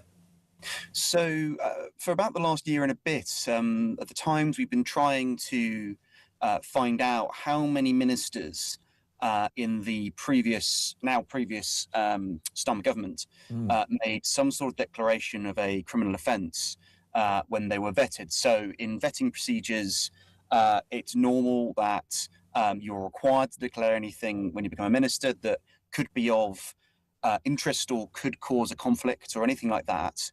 And one of the things that might be declared in that process is a criminal record or a previous conviction of some kind. But unfortunately, as a result, we took the case to the first round of the courts.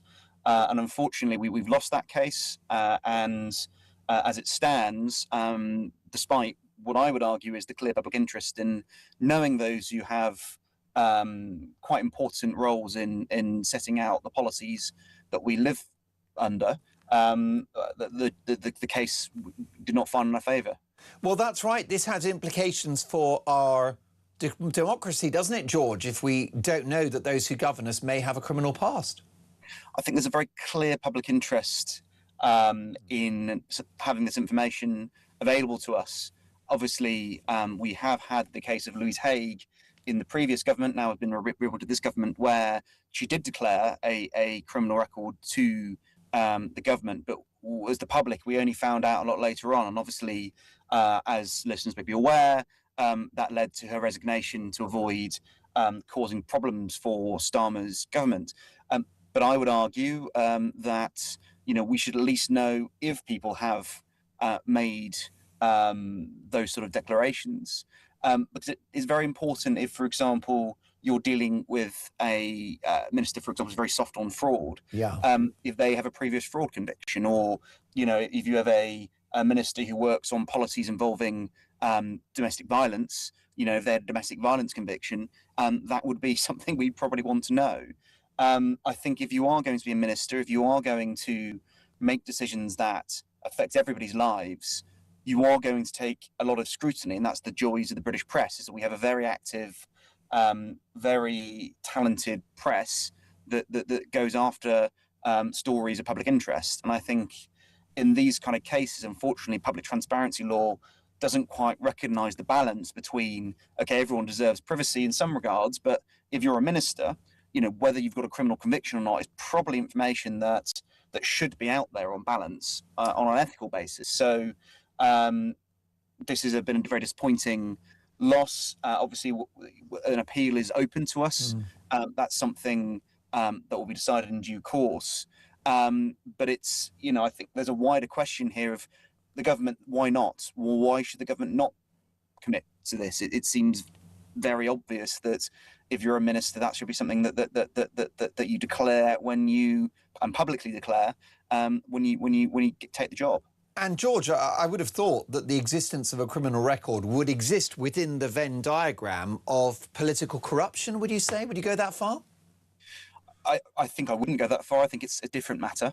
I think it's more around openness and transparency. And I think that the problem with in politics is you need to be open about your politics, you know, better or for worse.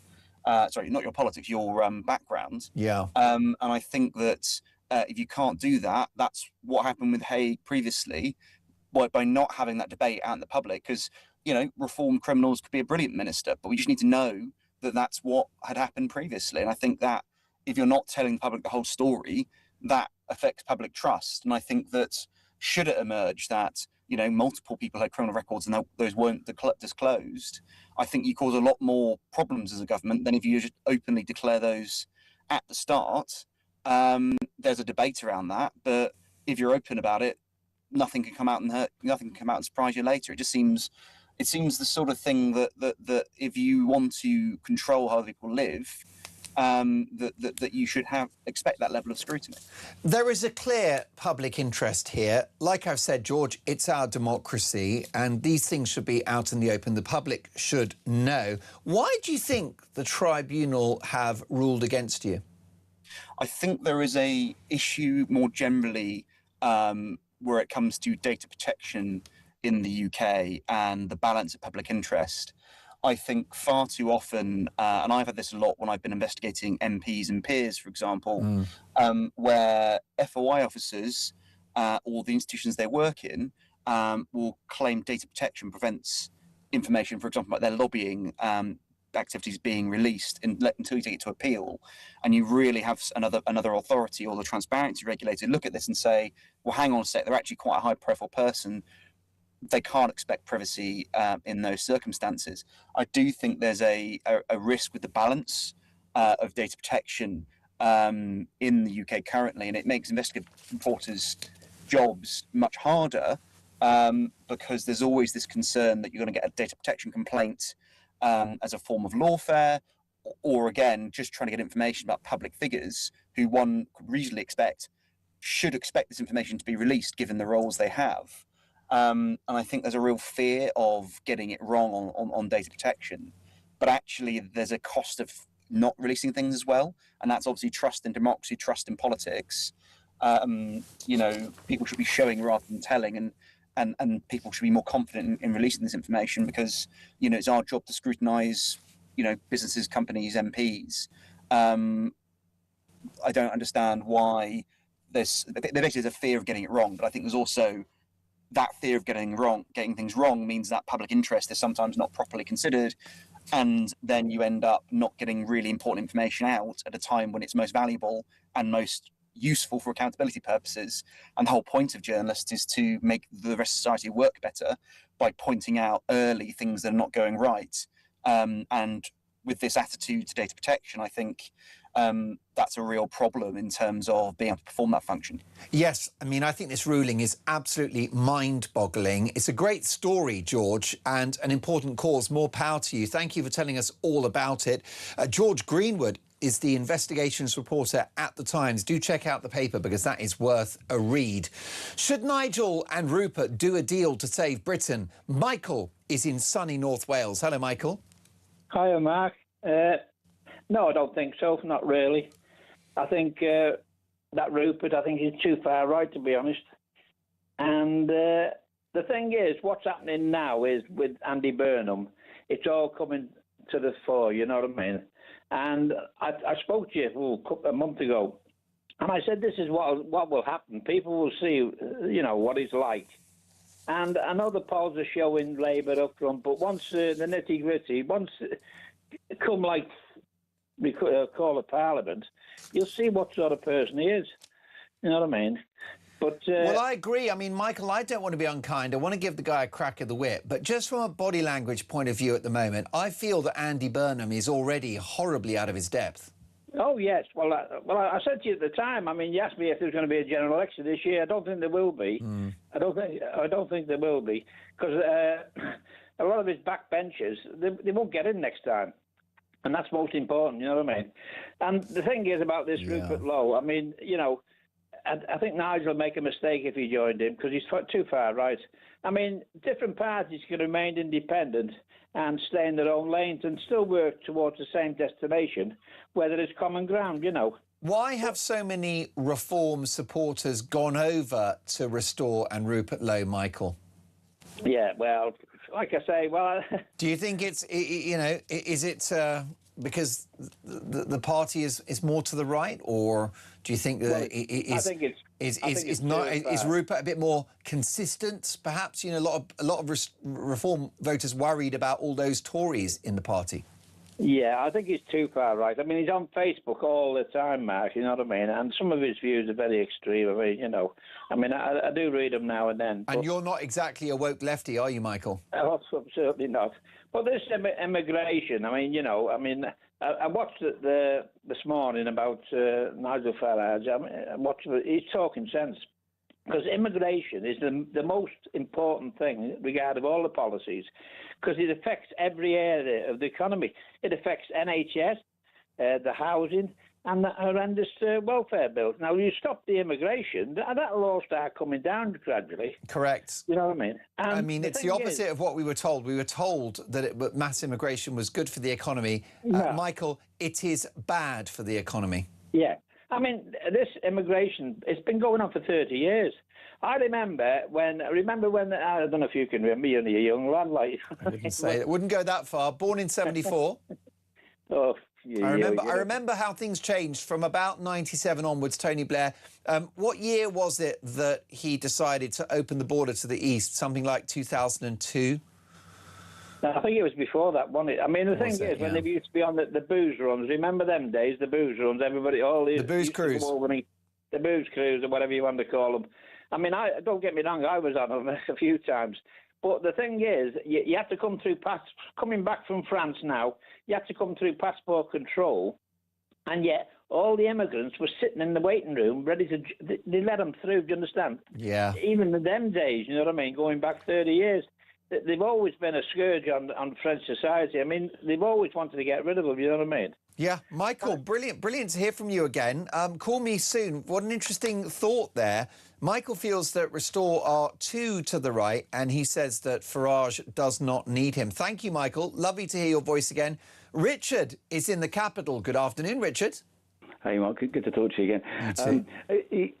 A couple of points. So the first expert you had on from Reform, who he said one of his objections was, in fact, he said he wouldn't stand for Rupert Lowe talking about a demographic replacement. But I mean, this is one of the many. I mean, apart from the lack of policies and this morning's policy is another example of an ill thought out gimmick, really, because we've no idea what will happen if the French Navy don't comply, etc., or if people end up if one of these people ends up in the sea and drowns, you know, you can just see they haven't thought it through. But the point is, to go back to the issue of demographic replacement, Matt Goodwin from Reform has been on for about a year, 18 months, about how the ethnic British are going to be a minority by the year 2060 or something. So a lot of their support is actually very keen to say that we don't want to be a minority in our own country. So if the Reform position is now shifting from that, then obviously I think people need to know, because I mean it's just the same as the Uni Party. But if Reform, Richard, can't win on their own, and Restore can't win on their own, and the Tories can't win on their own, what happens then? I think the way forward is to accept. I think for the moment, Labour will be on a bounce, and I think that the way forward has to be well thought out policies, and I think this is where there is the problem, because I think all three of what the challenge is. I think we've actually got three parties that are finding difficulty getting the right policies. What's interesting is that nobody's come up with an idea really like a replacement for Rwanda as a deterrent. But I think good policies, Mark, are the way forward. For instance, Suella Braverman was saying something again last Friday. It sounded a bit of a gimmick about getting rid of Mickey Mouse degrees. And what does that mean? I'd rather see a situation where we're really bold on education, and we say to young people, look, you don't need to go to university. Two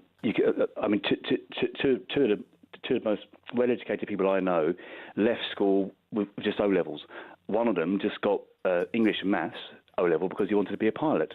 Now, if we had like a sort of baccalaureate type approach where you could leave school, Mark, with let's say a maths and a science, and let's say a couple of things like things that are sort of more creative, like for instance, sort of music or catering or construction, something that you can use to actually work. Because to me, the huge where the right's gone wrong since Thatcher is they've forgotten that we need more capitalism. And Thatcher with her enterprise allowance scheme gave people a little budget. In a sense, Mark, Thatcher gave people a source of student loan, but it was meant to start a business. Yes. And the point is, Mark, we don't need that many more people to. We don't need. We just need a few. Really, we don't need millions and millions of people to take it. But we do need, let's say a couple of 100,000 more young people going into business on their own. And Mark, before you know where they are, rather than borrowing 40 grand that will turn into 100 grand when they pay it back, they've earned enough money perhaps to have an asset, so they can buy maybe a sort of cheaper house up north that's worth 40 grand. Now, once they've got an asset, Mark, once you've got an asset, that's what people need. That's factual right thinking, and no one's done it for about 40 years. I completely agree. A property-owning democracy. Richard, I could listen to you all afternoon. Very articulate stuff. Very interesting indeed. Keep those calls coming. Should Rupert and Nigel join forces to save Britain? We're going to remember the late, great Rod Liddle next. If you've just joined us, we bring you the sad news that the broadcaster and journalist Rod Liddle has died at the age of 66 after a short illness. We shall remember the great man in the company of Kevin O'Sullivan next.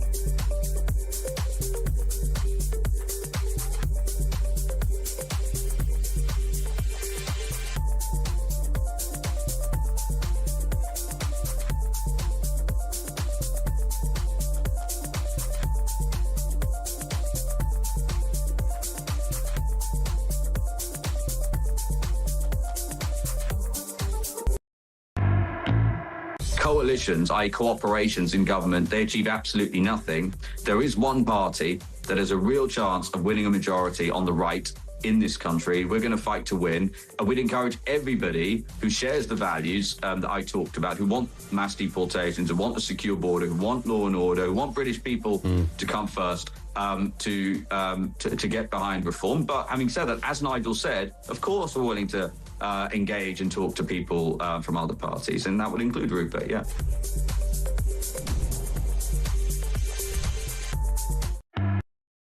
Across the UK, on DAB+, on YouTube, on your mobile, and on your side. This is Talk. You are listening to Talk, and we bring you the very sad news that the broadcaster and journalist Rod Liddle has died at the age of 66 after a short illness. A total legend, and a very touching tribute from his children, Wilder, Tyler and Emmy, who said, "We're all very saddened and shocked at the sudden passing of our wonderful father.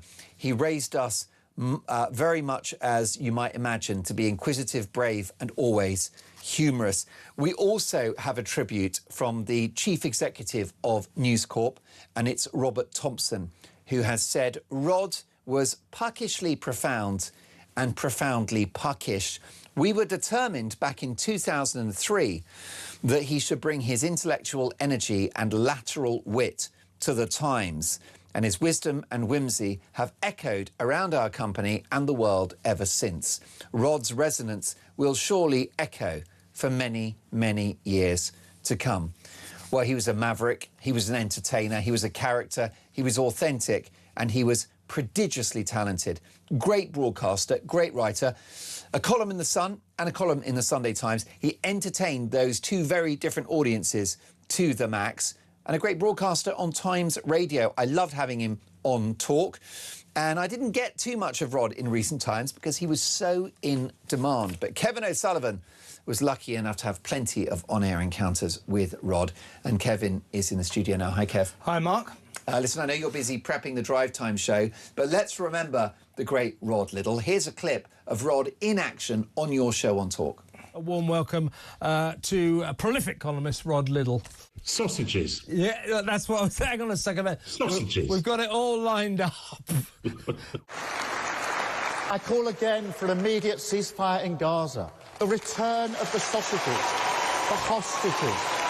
He's got to get this sort of thing right. Not only did he get the word wrong, he got it hysterically wrong. Hostages, it's still sausages. Funny. It is funny. I'm not saying it's not. But, I mean, what's wrong with him? Why can't he get anything right? Because there's no depth there, I think. I don't think he believes in anything. And I think they're just words. And any word, as Jacques Derrida once famously commented, that there is no one-to-one relationship between a word and its meaning. So for secure hostages could easily double as sausages when the need comes. There's no depth to it. It's just the recitation of platitudes. Oh, there you go. That language, Kevin, the recitation of platitudes. I can barely get those words out. A very intelligent man and a very funny man. Yeah, really funny. So when I was doing the evening show here, The Political Asylum, he used to come on every Tuesday at 7 p.m. For the funniest sort of 20 minutes of my entire week. Also very dangerous. You never quite knew what Rod was going to say. We had our lawyers on edge every single week. People would come up to me, what's he going to say tonight? I said, don't ask me, I don't know. But as he sort of betrayed there in that little clip, a brilliant man, incredibly intellectual, incredibly knowledgeable. He carried his intellect lightly. He had a fantastic sense of humour, very down-to-earth sense of humour. And as his career proved, he could talk to everyone. So he had columns in the very upmarket Spectator magazine, fantastic column in the Spectator. Then, of course, the Sunday Times as well. And, of course, once a week in the Sun. So he could speak to everyone. And he was a working class boy. He was a working class boy from Middlesbrough who took the trouble to also support Millwall, I think specifically because it upset people. And there was some kind of connection between him and Millwall. He lived for a while not far from Millwall, but I know why he supported Millwall, because it got on people's nerves. That's it. He was an antagonist, a disruptor, an original. He was a controversialist. You know, if you thought something, he would go out of his way to think the opposite, just for the hell of it. You know, I once told him that my love of Donald Trump was mainly aimed at people who I know would be infuriated by me loving Donald Trump. And Rod said, that's the whole purpose of my life, is just making people fed up with what I think. He was a contrarian. You know, often you'd pick up his columns and you go, wow, I hadn't thought of that. It's different, something that you wouldn't expect him to say. And the other thing about Rod is, you know, those of us, you know, if you like, on the right, you know, I don't see people like you and me, Mark, and most of the Talk team here being manic right-wingers. I think we're fans of common sense. Correct. And we see the left drifting farther and farther away from common sense. Now, Rod, people said, oh, he's right-wing, he's right-wing. No, not true, not true. In actual fact, Rod was an old-school socialist. When he was younger, he was very much a far-left agitator, if you like. But he got to the point where he got so fed up with the left not delivering for the working classes he loved, the working classes he grew up among in Middlesbrough, that he started to attack them. He attacked them for their stupidity, their lack of common sense. So a lot of people misinterpreted his political standpoint. It wasn't, he wasn't a natural right-winger. He just campaigned for common sense. Well, that's right. He supported the Labour Party early doors, but it was the left that abandoned him, not the other way around. Yes, exactly. Because they went so crazy. And we've seen that with entertainers like Bill Maher in the United States, who's a so-called liberal. That means you're left-wing in America. And he's like, sorry, I'm not getting on the woke train. Yeah. And that was very much the story with Rod. And you know, as a legendary Fleet Street scribe yourself, easy for me to say, of course you had that column in the Mirror for decades? 12 years. Pretty impressive, 12 right? long years. What a stint. No, for the readers. I read you every week and it was incredibly entertaining as well. And to write for those different audiences of The Sun and the Sunday Times, that's a great gift, isn't it? Yeah, he was a fantastic writer. And even, you know, I suppose the cleverest stuff he wrote column-wise was in The Spectator, slight step down with the Sunday Times, and of course further step down with the Sunday Times. But with the Sun, sorry. So if you read all of his columns, and by the way, he didn't sort of inflict the same thing on all of his different readers. Yeah. His gift was a real simple style of writing. It was beautiful, it was elegant, but it was direct. And if you like, for The Sun, all he took out was a few long words, and it was the same as his column in The Spectator. He understood that. He could talk to everyone. I mean, and we have, you know, as I said, those of us, people like you, me, Mark, those of us who campaign for a kind of return to common sense. Could we please have some common sense in the way we deal with, for example, the migrant crisis, net zero, all of the issues that concern this country at the moment? Can we please have some common sense? Losing Rod Liddle, we have lost the standard carrier for our movement, which I think calls for just deal with these issues with common sense as opposed to socialist madness. And I always say that I don't care who saves Britain, right? If it's Burnham that stops the boats and scraps net zero and has sensible economic policy, if it's Badenoch, if it's Nigel, if it's Rupert, I don't care. Someone should do it. And you look at how the pendulum has swung. So, for example, it was a Labour Home Secretary that coined the term hostile environment in regard to immigration. Yeah. It wasn't a Tory, and it wasn't a reform politician, but that's how it shifted. Did you know Rod personally as a guy? I didn't know him brilliantly well. I used to see him around. He used to begrudgingly turn up to Piers Morgan's Christmas party every year. I can imagine him... And then complain would that be it? as to what the hell he was doing there. Why am I here? But what I loved about Rob was... that he was just incredibly funny, and as I say, every Tuesday night all the lawyers would be on red alert.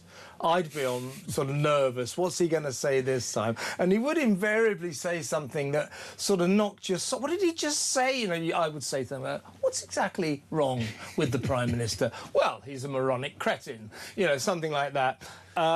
And you know, I get in my ear from the production, shall we get rid of that? Shall we dump? You know, you can dump, you can exorcise something if somebody says something too dangerous or swears or something. And they go, shall we dump that? I said, no, it's Rod, you know. Yeah. People and when he got that gig on Times Radio, I don't think they quite knew what hit them. No, actually. I'm sure they didn't. But he was a one-off, unique. I think we have just lost, without a doubt, the greatest journalist of our generation. We have lost an absolute colossus, and I'm personally heartbroken.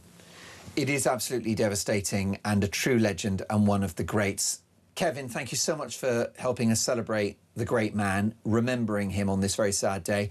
You'll be up at 4 for Drive? I will, yeah, just a little while. So I'll let you prep the show, but I have no doubt that you'll be paying personal tribute to Rod Liddle in the show at 4 o'clock. A lovely message from Russ in Bedfordshire. Good afternoon, Mark and Kevin. I can't believe the news that you've just dropped about Rod Liddle. I waited every week for his columns wherever I could find them. What an articulate, erudite, knowledgeable, sensible, funny man. So sad. R.I.P. Rod. Well said. Lots more to come. This is Talk.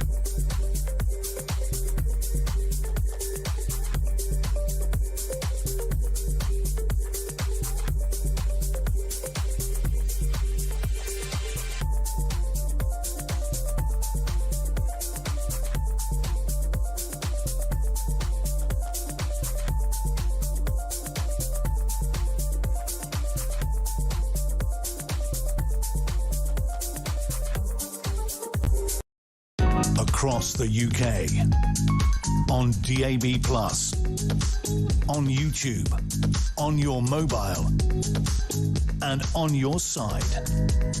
This is Talk. You are listening to Talk, and what about this then? The Archbishop of Canterbury has been on an apology tour of Africa because of slavery. Now, slavery was one of the most egregious crimes in human history. Every country did it. It's a disgraceful thing. We must apologise. We must atone. It must never happen again. But the Archbishop has renewed her commitment to a £100 million fund over the Church of England's role in the transatlantic slave trade. Dame Sarah Mullally was speaking on a visit to Cape Coast Castle in Ghana, where enslaved Africans were held before being trafficked to the Americas. She said touring the castle made her reflect on the crimes committed by the institution she leads. Well, this £100 million fund is controversial, as is the idea of slavery reparations, as is the notion that we seem to forget the UK ended the slave trade at great cost. Let's get reaction from Tim Dieppe, Head of Public Policy at Christian Concern. Hi, Tim. Hi, afternoon, Mark. Now, we can both agree that slavery was an egregious crime, but what do you make of these pictures of the Archbishop of Canterbury on her apology tour? Yes, you're right. Slavery was an egregious crime, and it was committed by all sorts of nations and all sorts of empires, pretty much every empire, I think, really, through history.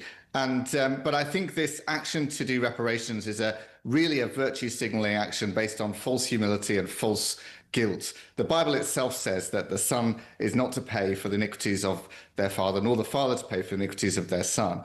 And so, you know, this is about something that happened 200 years ago. The Ghanaians themselves rounded up slaves and sold slaves and traded slaves themselves to the Romans, to the Greeks, and to the British.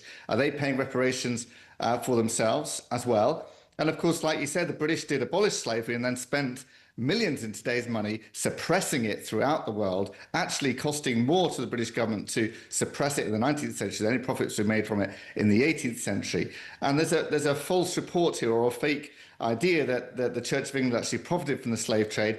They had a tiny investment in the South Sea Company. Most of their investments were in South Sea annuities, but just invested in government bonds. There was a tiny investment in the South Sea Company, which did run slave trading operations, but they made a loss in those operations. So there was actually no actual profits from the Church of England for them to pay back in some form. And when you pay reparations, who do you pay them to 200 years later as well? So I really strongly disagree with this. The Church of England is short of money as it is. Many parishes are desperately trying to raise money to repair their buildings. Thousands, I think, of churches that need their buildings repaired. People are sacrificially giving to the Church of England, and they don't intend that money to be given to some fake guilt, on fake humility, on virtue signaling thing, to something that was done 200 years ago.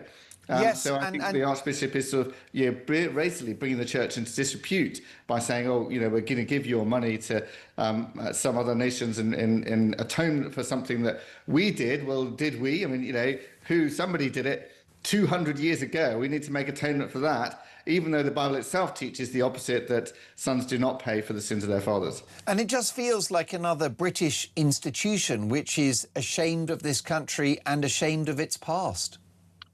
Yes, and it's fake shame as well, because there is actually the Church of England, like I said, did not make a profit from the slave trade. So where did they calculate this figure of 100 million from?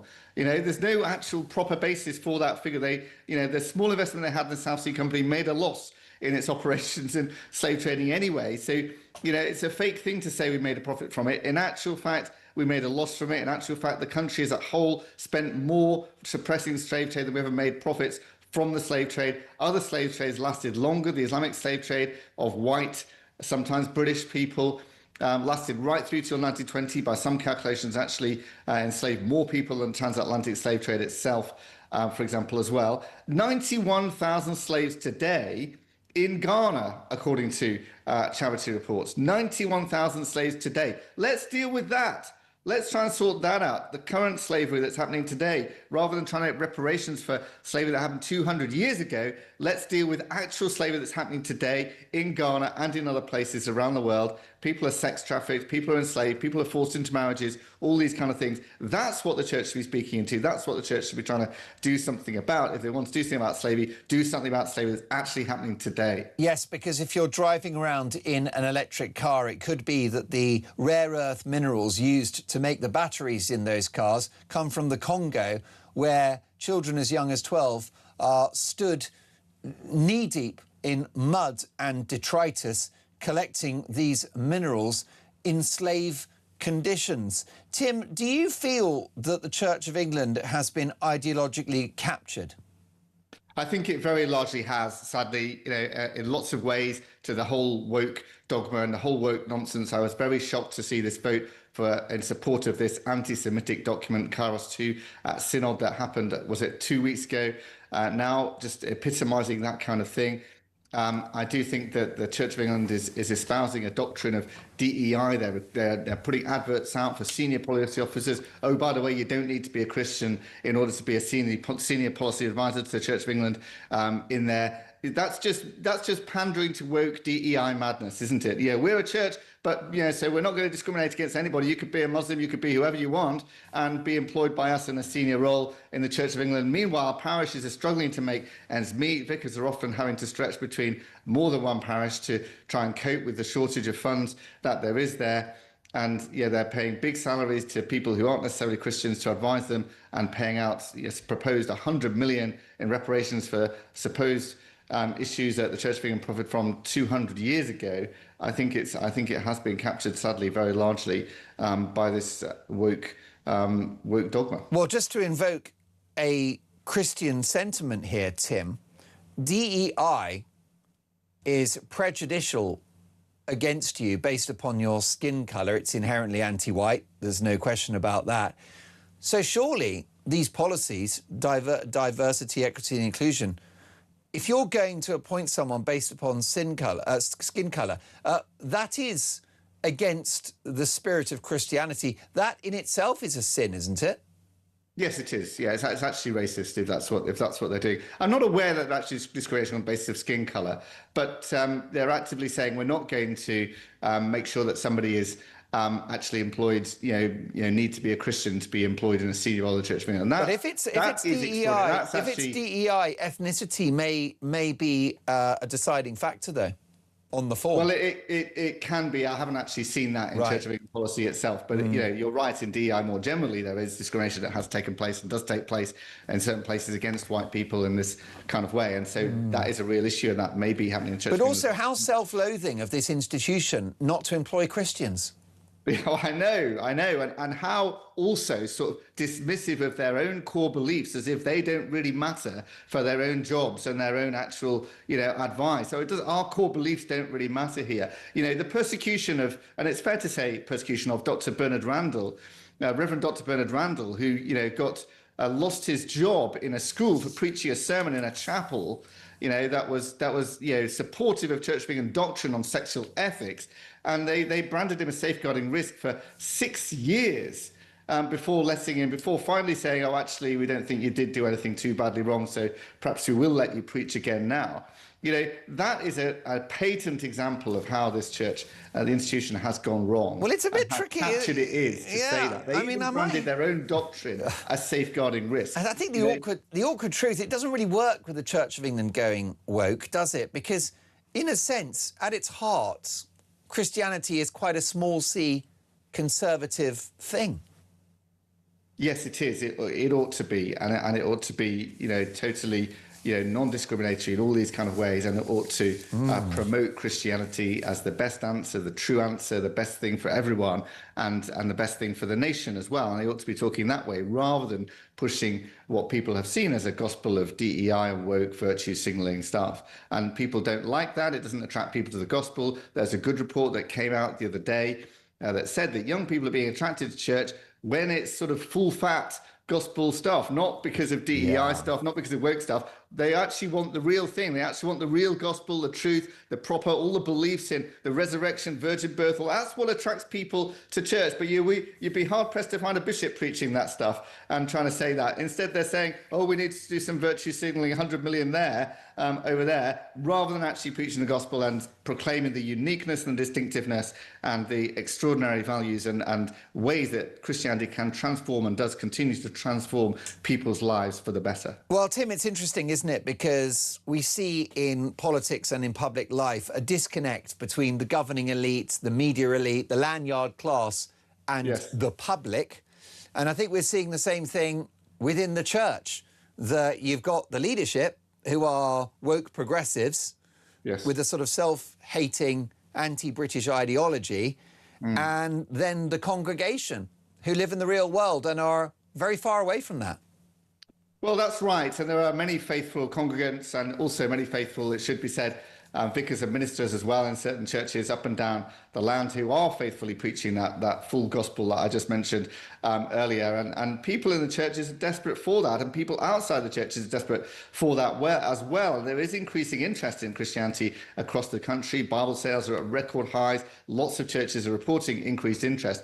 But it's to real Christianity. It's to, the proper thing, not some woke virtue signalling nonsense that you often hear, it seems, from bishops and others in the Church of England. So that is what the church ought to be preaching, and I wish they would, as do many others in the Church of England. And I pray and hope that things change and we get a sea change. There's a new synod being voted in just in the autumn this year, and we'll see what happens with that, and whether there's going to be less of the woke liberal elite, like you say, and more of the actual Bible-believing true Christians in that political body, the General Synod. Tim, a real pleasure to have you on the show. Thank you so much for joining us this afternoon. Tim Dieppe is the head of public policy at Christian Concern. Should Nigel and Rupert do a deal to save Britain? David is in Essex. Hello, David. Yeah, hi, Mark. Nice to speak to you again. You too, young man. I'm one of those rare things. I'm a conservative, right of centre. Well, there you go. Look after yourself. Kemi needs yeah. you. Do you eat plenty of vitamins and everything? Definitely. But I think, you know, she's having a renaissance, Kemi. And, you know, the voters are starting to look at her more, and the right wing of Reform and Rupert's Low, you know, they're slowly starting to see this woman has got the star factor, you know. She's got the policies that come in, sensible policies. And I think Nigel, if he, as your caller earlier said, a sensible guy, he said Rupert Lowe is too far to the right. And, you know, getting into dodgy territory. I'm not going to say the word, because I don't think he's quite there, but he's very close. You're not going to use the R word? No, I'm not saying that, but he's very close. And you've got to be careful, Mark. You're a journalist. Yeah. You know, you've got a great career. You work for a great radio station, but you've got to be careful. You do. You don't follow that drift and go to the right, which becomes, it's like a hatred of anybody who doesn't look like you when you look in the mirror. And that is a very sad place to be. Well, I agree. And I think what the concern is that there are supporters of Restore, Rupert's project, who talk about ethno-nationalism.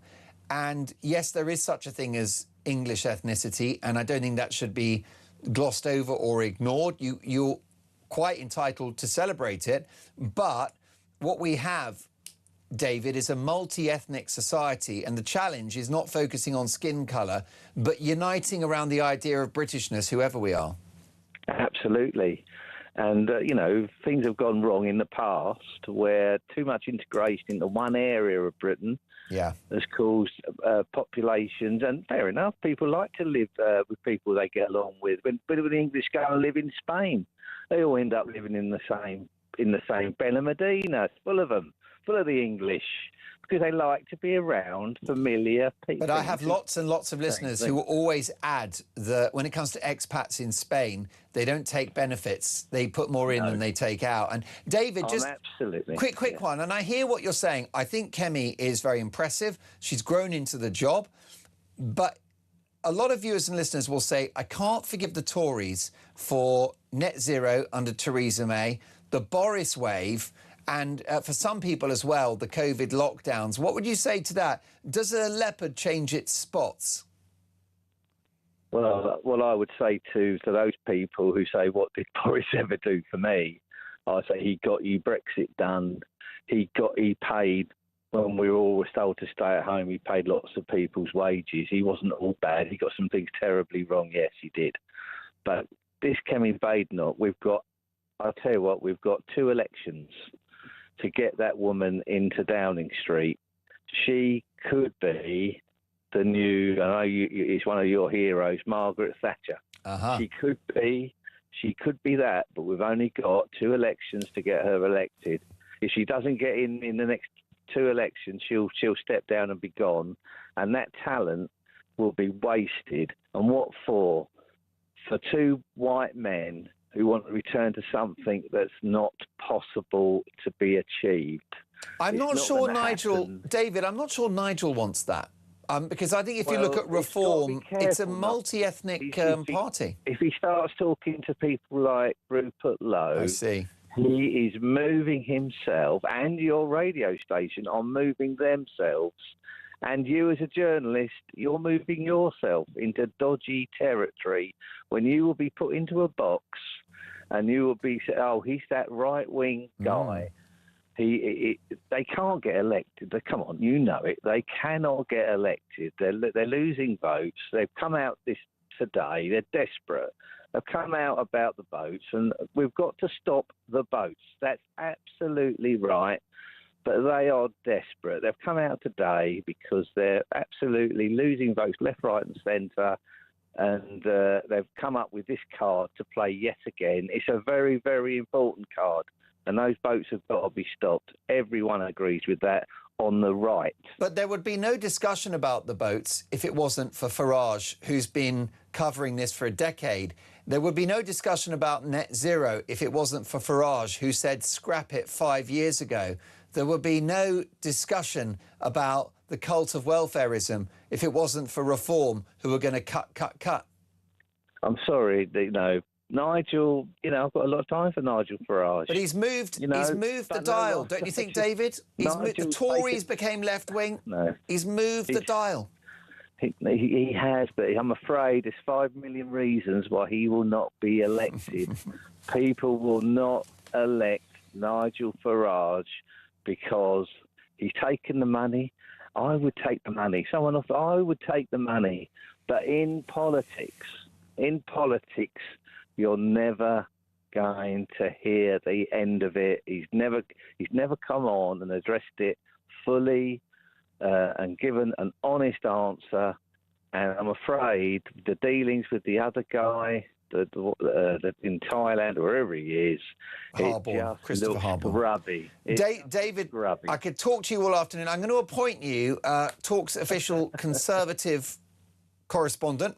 So will you give me a call again soon and make sure we don't go down the rabbit hole? You keep us true, yeah?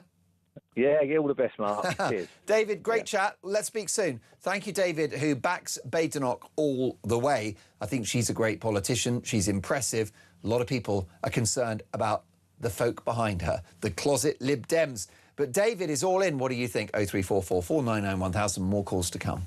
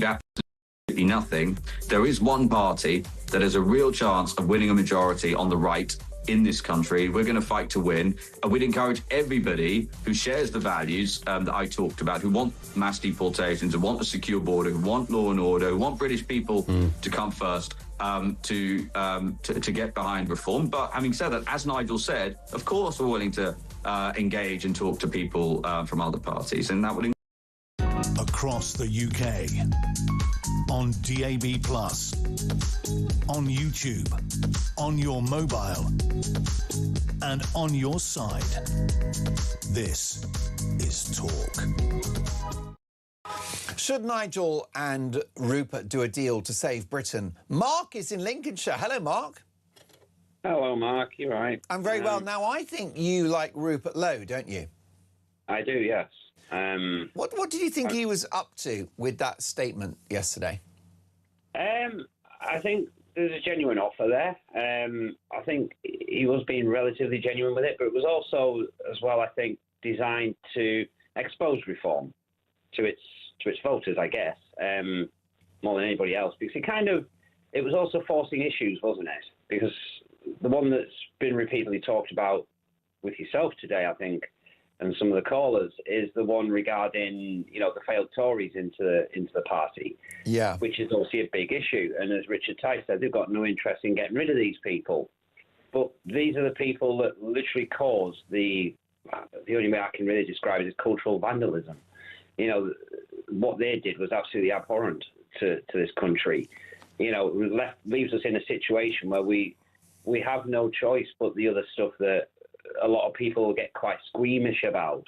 You had Liam on earlier, didn't you? And he was saying, oh, well, you can't, the state shouldn't be, deciding who gets to come here based on racial lines and all this kind of crap. Well, there's only one problem with that, isn't there? Because what is very, very popular among Reform voters is stopping the Islamification of Britain. Something I shared, something obviously Restore shared. We actually have a plan to stop it. How you stop it is through immigration. You don't allow any more Muslims into your country. That's number one. Number two, you don't restrict them having their religion in the country, but you stop its outward, expression, if that makes sense. So you stop all this shirt off flapping your chest, all this praying in the streets. You stop all this, going around wearing burqas, Sharia courts, all that kind of stuff. And the reality is, as I say, it's a very popular thing among Reform voters. But if you're not prepared to stomach what you have to do in order to reverse that and stop that, then you've got no real business talking about it, have you? OK, Mark, listen, very interesting set of points. Thank you for sharing them. I'd love to speak longer, but I just need to squeeze Georgina in.